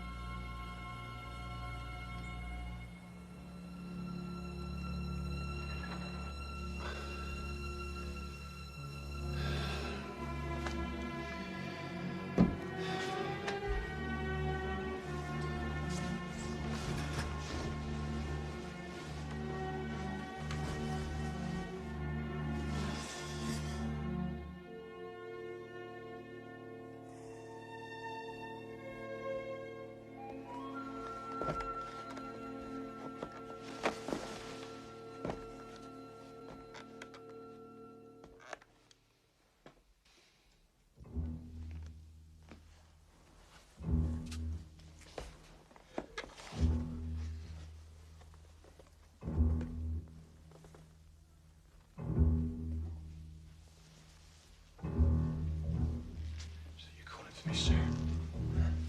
I know, sir. It's all right. I know, sir. Come on. Lie down.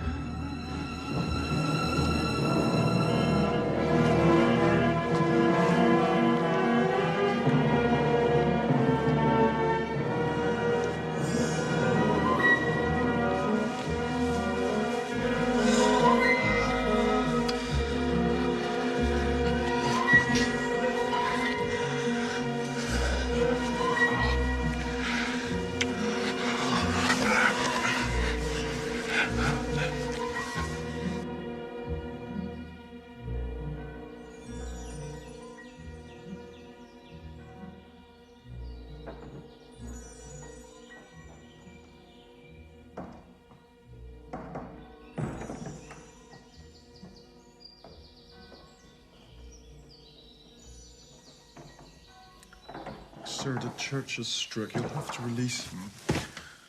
Maurice. There's a cricket pitch I have to help roll for the match, and the young birds too. Boat's done.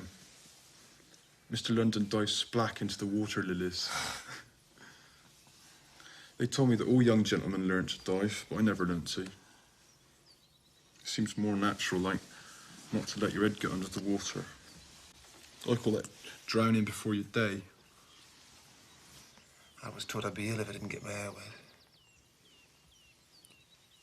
Well, you was taught what wasn't the case.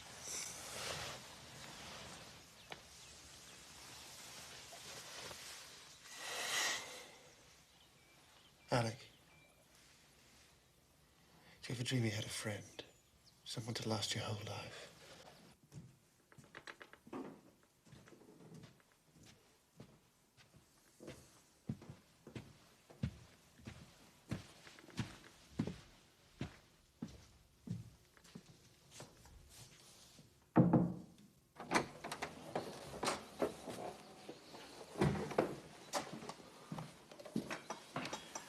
Nice day, sir.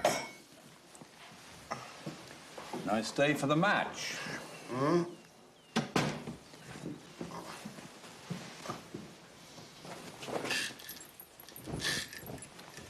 I moved that ladder away at last, I see. About time. Now, sir. What will you wear, I wonder? You put your cricketing flannels on straight away? All right.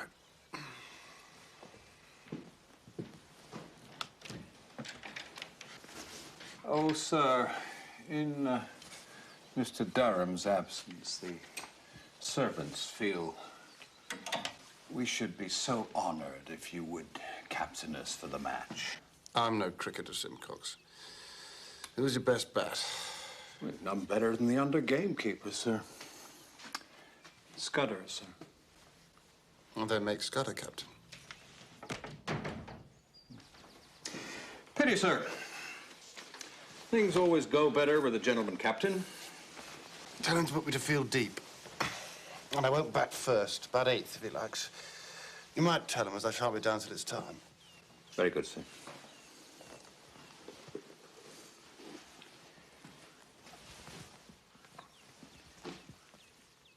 Oh, dear, sir. Mud on the carpet. I'll send someone up. Very good, sir. The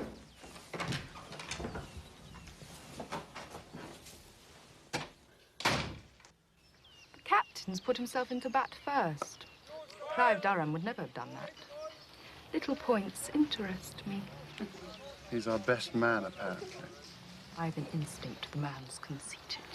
He's lost very well. He's playing more carefully this year. Right! Well hard, Roger! Ball is in! Yes. They're going to! On in! Hey!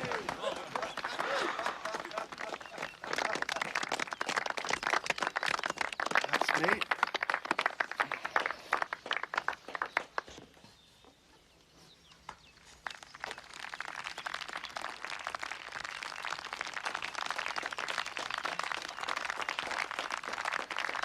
Man in!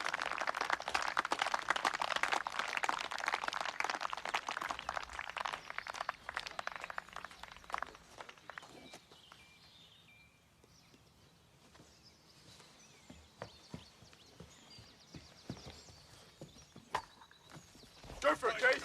Chase it.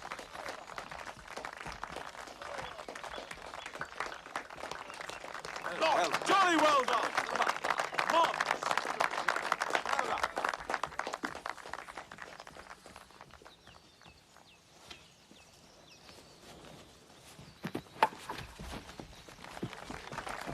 Country, Graham. Chase hard.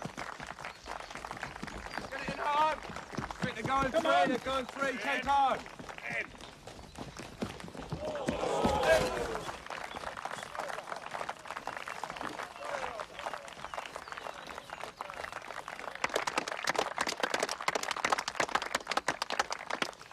I do begin to see what you mean.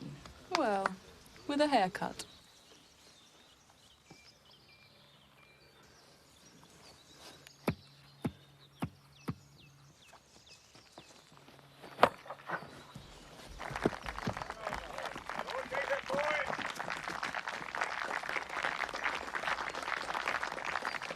Wonderful. Keep it up.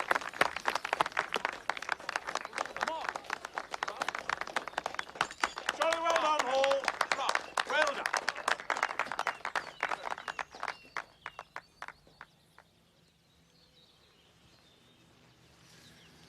Scudder's holding the fort for you. He's doing rather well. Well, I suppose I better play for a bit. Please these people. Over. Simon. Andrew, down to point. I'll just go down to mid off, please. Clive. Aren't you exhausted? Well, I've had meetings till midnight. I got another this afternoon, but I'm back tonight, and then your visit really does begin. Now, gentlemen. We stand rebuked. To the Olympic Games, Maurice.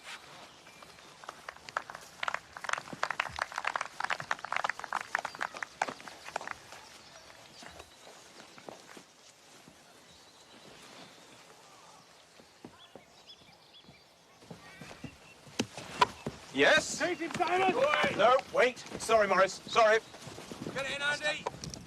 Take off!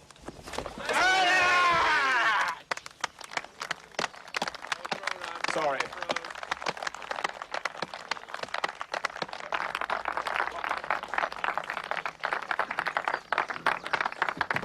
Well played, Mr. Hall.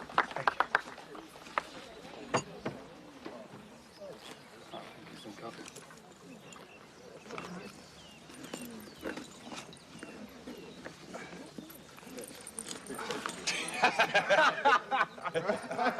I know, sir. That's all right. I know, sir. Come on.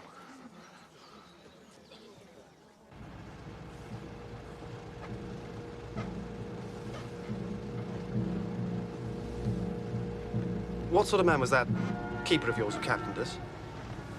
Scudder? Well, he's a little bit smart, but Anne would say I'm being unfair. You can't expect our standard of honesty in servants. What sort of background did he have? Let's see, wasn't his father the butcher at Osmington? Yes, I think so.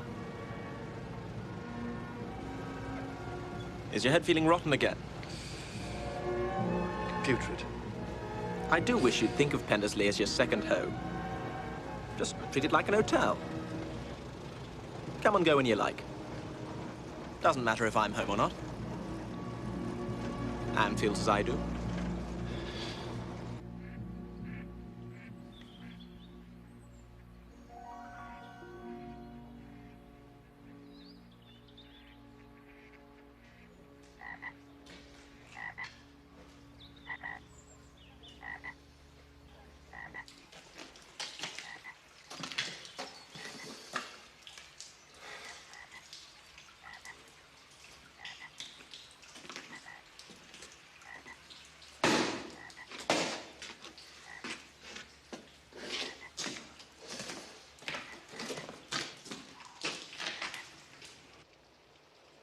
Pretend to the other gentleman that you want a stroll. It's easily managed. Then come down to the boathouse. Dear sir, let me share with you once before leaving old England. It's not asking too much.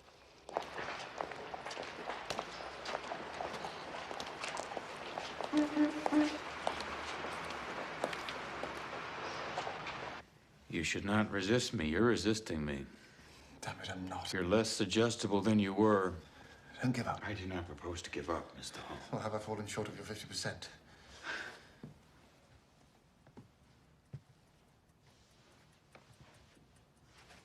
I needn't remind you that your sort were once put to death in England. I would advise you to live in some country, France, Italy, where homosexuality is no longer criminal. Would it ever be like that in England? England has always been disinclined to accept human nature. I've not told you the whole truth. No, Mr. Hall. Since I was here, I went wrong with the gamekeeper. Terrified he may blackmail me. Apparently, he's quite smart enough to do so. I have an idea that's what's stopping me from going into a trance. He sent me a letter, you see. Read it.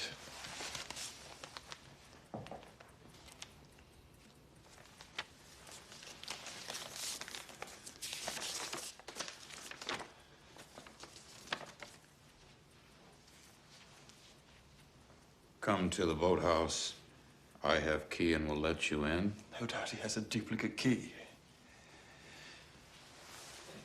And an accomplice waiting up at the house. I, since cricket match, too long to place both arms around you and share with you. The above now seems sweeter than words can say. Mind and right if you don't come, for I get no sleep waiting. So come without fail to boathouse, Pendesley, tomorrow night. Yours respectfully, Alex Scudder, gamekeeper to C. Durham, Esquire. I'm walking on a volcano.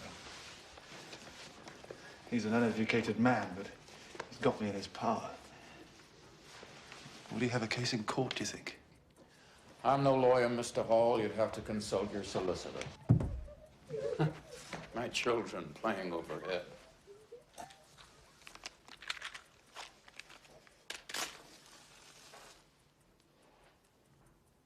How did a country lad like that know? Why did he come to me that one night when I was at my weakest?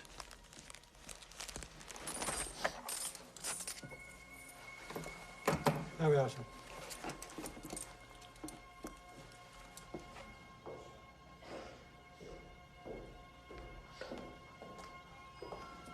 Just a moment.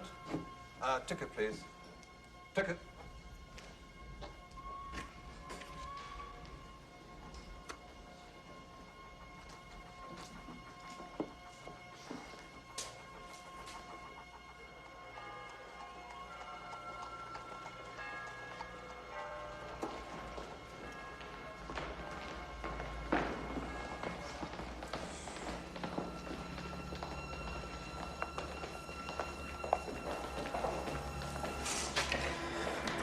Maurice, what brings you to London, Scudder? My brother and I have some business here. You want to know what it is? I'll be with you in a few minutes. Let me just have a word with Scudder here. Something's up with the mission. Scudder, is it? Alec, you're a dear fellow, you said. You did? What mission? Are you ashamed to be seen with me? Hmm? You're not glad, anyway. Don't say you are. Of course I'm glad. Then why didn't you come to the boathouse? I waited 2 nights. I got no sleep waiting.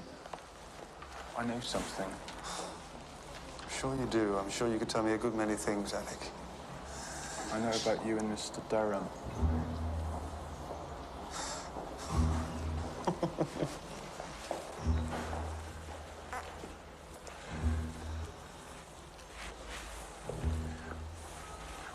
office, is it?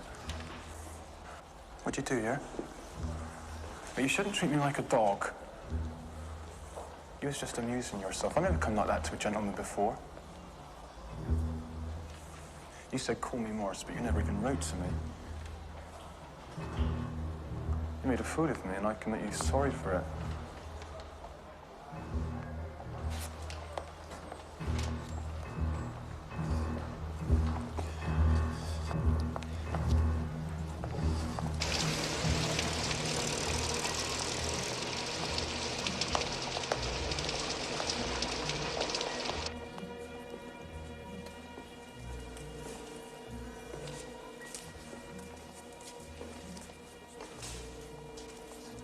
He's big enough, isn't he?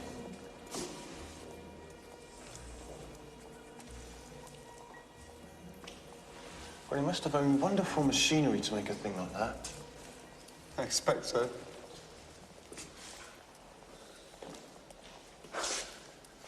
It's got 5 legs. So's mine. It's a peculiar notion when you think about it.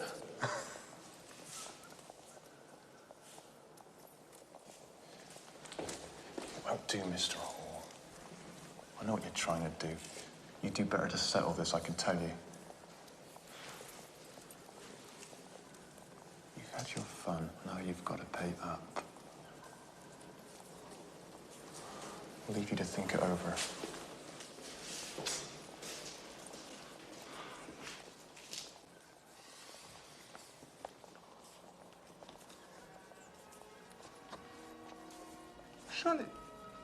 Surely you're an old boy at Mr. Abrams' school. No, don't tell me your name. I want to remember. I shall remember. You're not Colgan. You're not Smith. I know. You're Willoughby. Yes. My name's Scudder. Isn't. I'm Mr. Scudder. And I've got a serious charge to bring against this gentleman. Yeah, it's awfully serious. My goodness me, I am really most frightfully sorry. I do beg your pardon. It's seldom I make a mistake. Well, remarkable place, this, isn't it? Not just a collection of relics. It's a place which could stimulate the minds of the... Less fortunate? Well, quite so. To ask questions which one, no doubt inadequately, tries to answer. We're waiting. Oh, yes, quite so.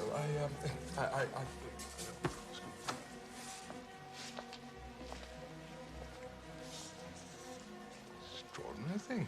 I shan't trouble you any further. Where are you going with your serious charge? Well, I don't know what came over me. Blackmailed. No, sir, no. You did. No. Maurice, listen. Maurice, am I? Well, you called me Alec. I'm as good as you. I don't find you are.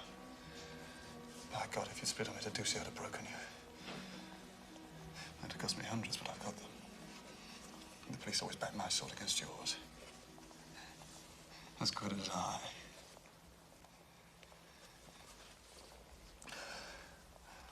Come outside. It rained even harder than this at the boathouse. It was even colder. Why did you not come? I was frightened. And you let yourself get afraid of me. That's why we're trying to down each other. I wouldn't take a penny from you. I don't want to hurt your little finger. Come on, let's give over talking. Here. Stop with me. Sleep the night with me. I can't. I've got an engagement. Formal business dinner. It's my job. Meet me another evening instead. I can't come to London again. My father or Mr. Berenius will be passing remarks. What does it matter if they do? What does your engagement matter?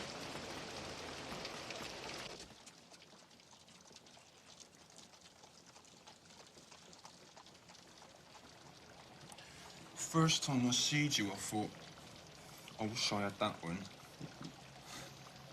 And it was so. The only good things happen to me at Pendersley. Scudder, do this. Scudder, do that. The old lady, she says, oh, would you most kindly of your goodness post this for me? What's your name? What's your name? Every day for bloody 18 months, I went up to that front porch for orders, and the old bitch don't even know my name. I said to her, what's your name? Fuck your name.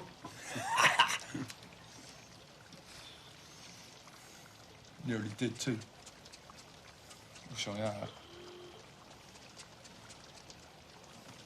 And you?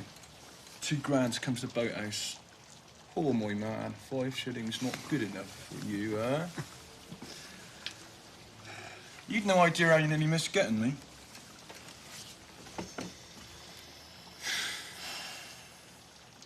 Boathouse was a place I always fancied. Still got the key now, matter of fact. We'll meet in your boathouse yet. No, we won't.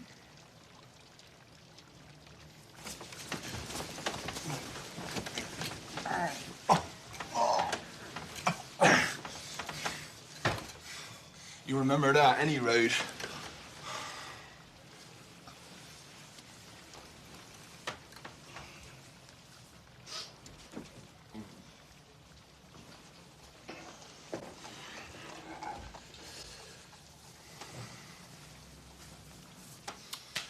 Tomorrow's Thursday. Friday's packing. Saturday's Southampton, so it's goodbye, old England.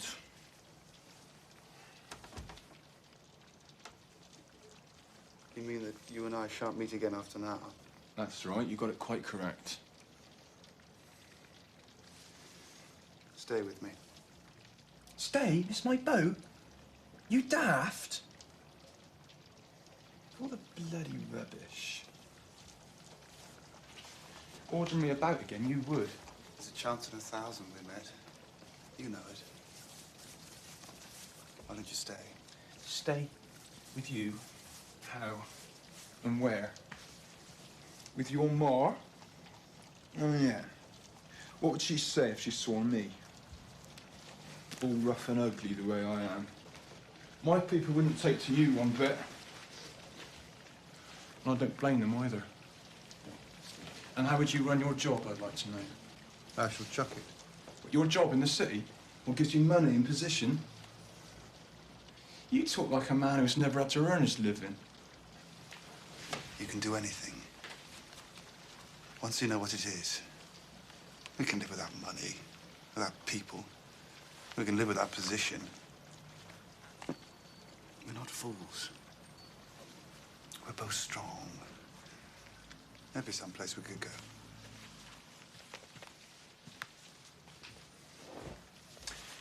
Wouldn't work, Maurice. Be the ruin of us both. Can't you see?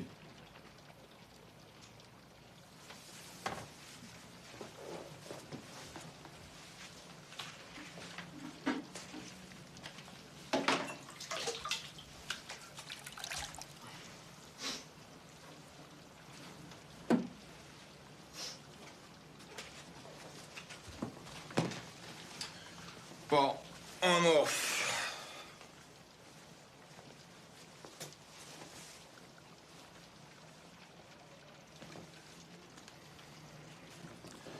That we ever met, really, if you think about it.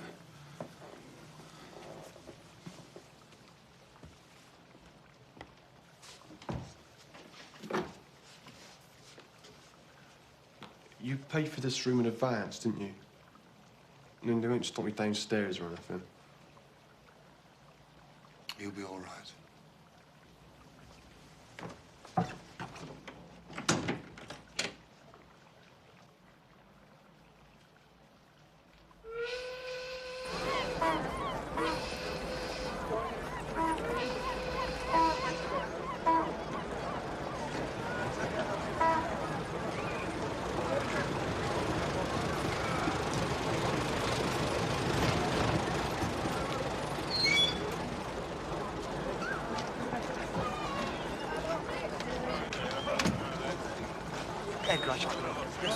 Yes, sir.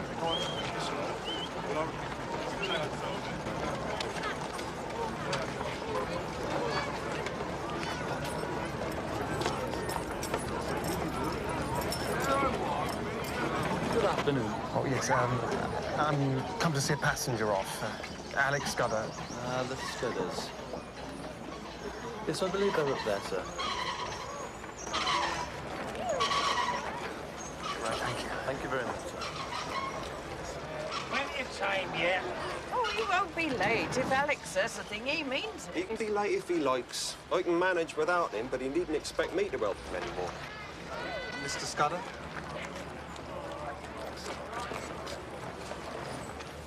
Here, you must be Alex Scudder's brother. I've come to see him off. Alec ain't aboard yet, but his kit is. Interested to see his kit?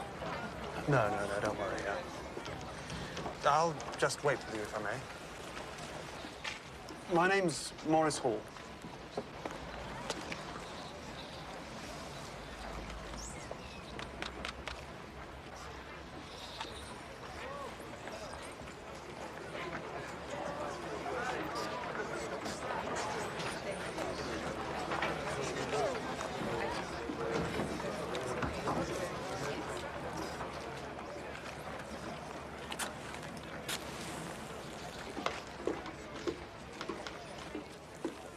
Good afternoon, Mr. Hall.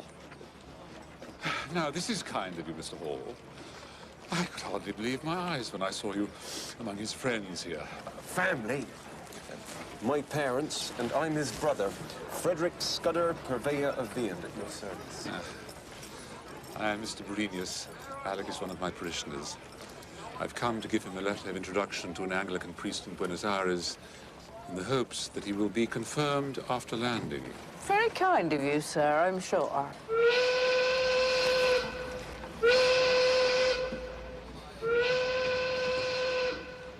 How did you know so precisely when the boat sailed?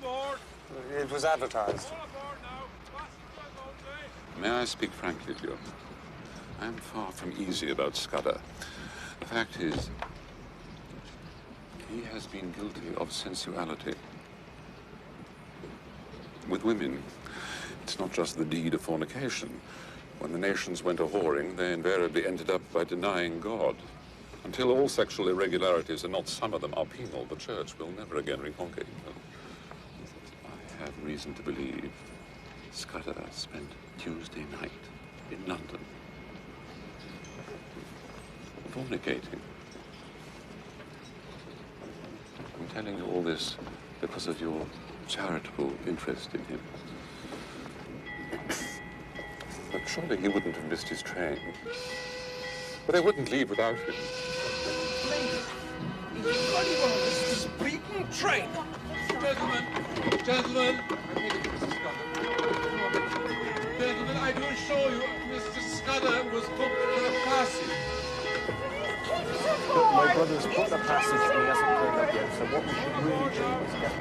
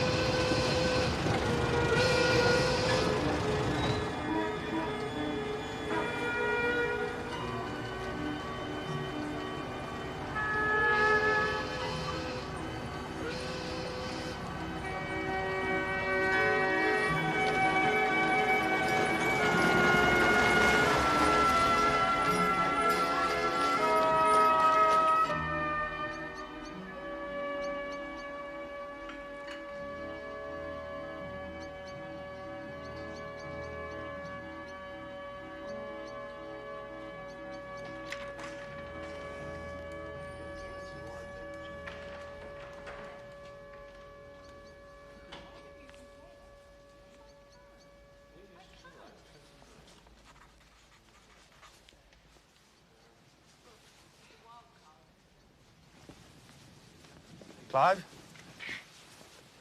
Don't tell Anne I'm here. I've only a few minutes. I mean, look here, man, that's fantastic. She'll be furious if you don't stay the night. Maurice, I hope nothing's wrong. Pretty well everything. You'd think so.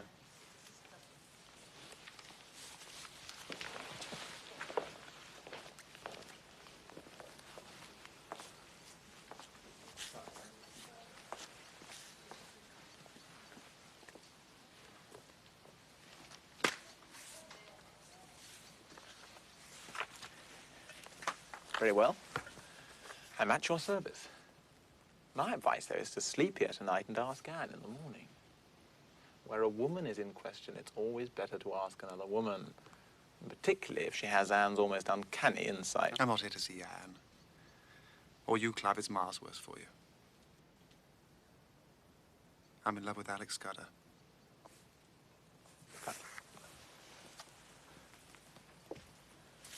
What a grotesque announcement.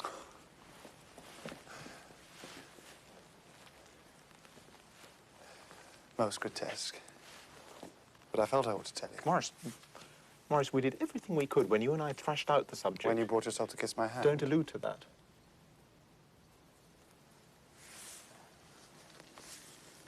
Come in here.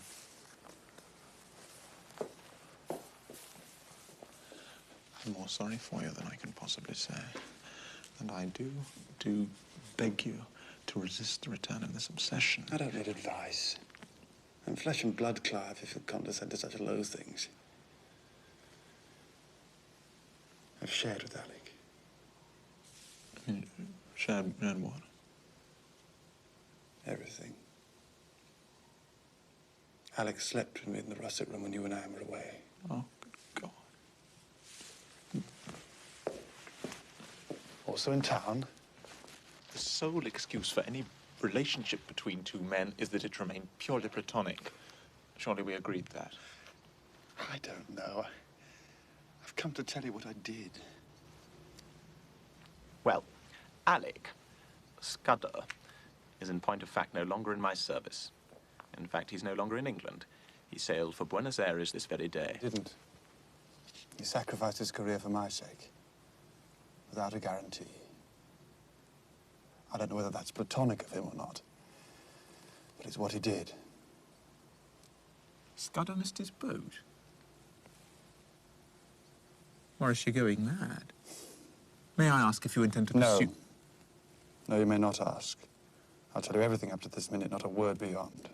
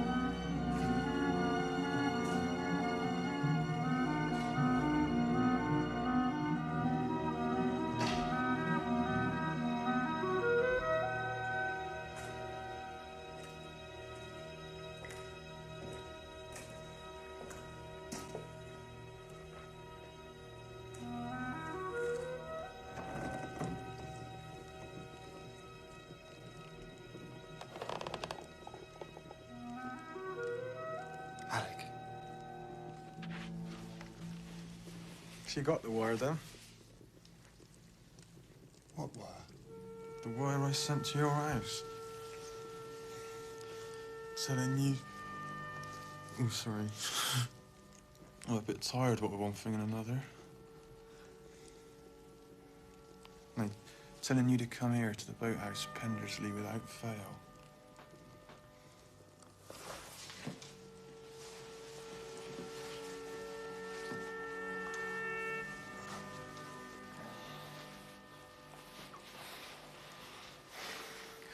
Now we shan't never be parted.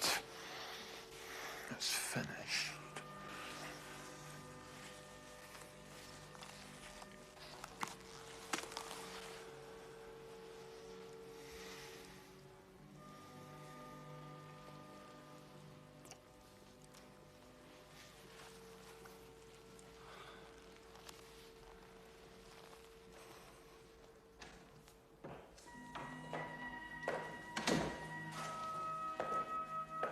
Will that be all, sir?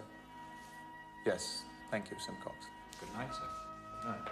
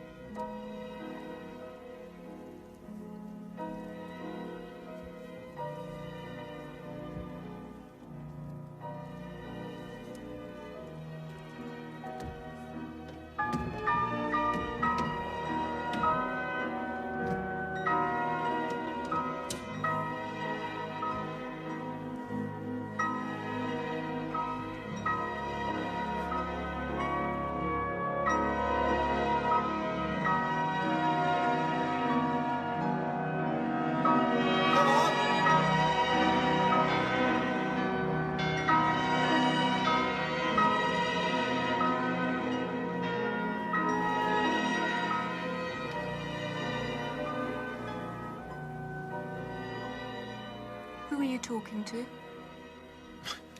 No one. No one. I was just trying out a speech.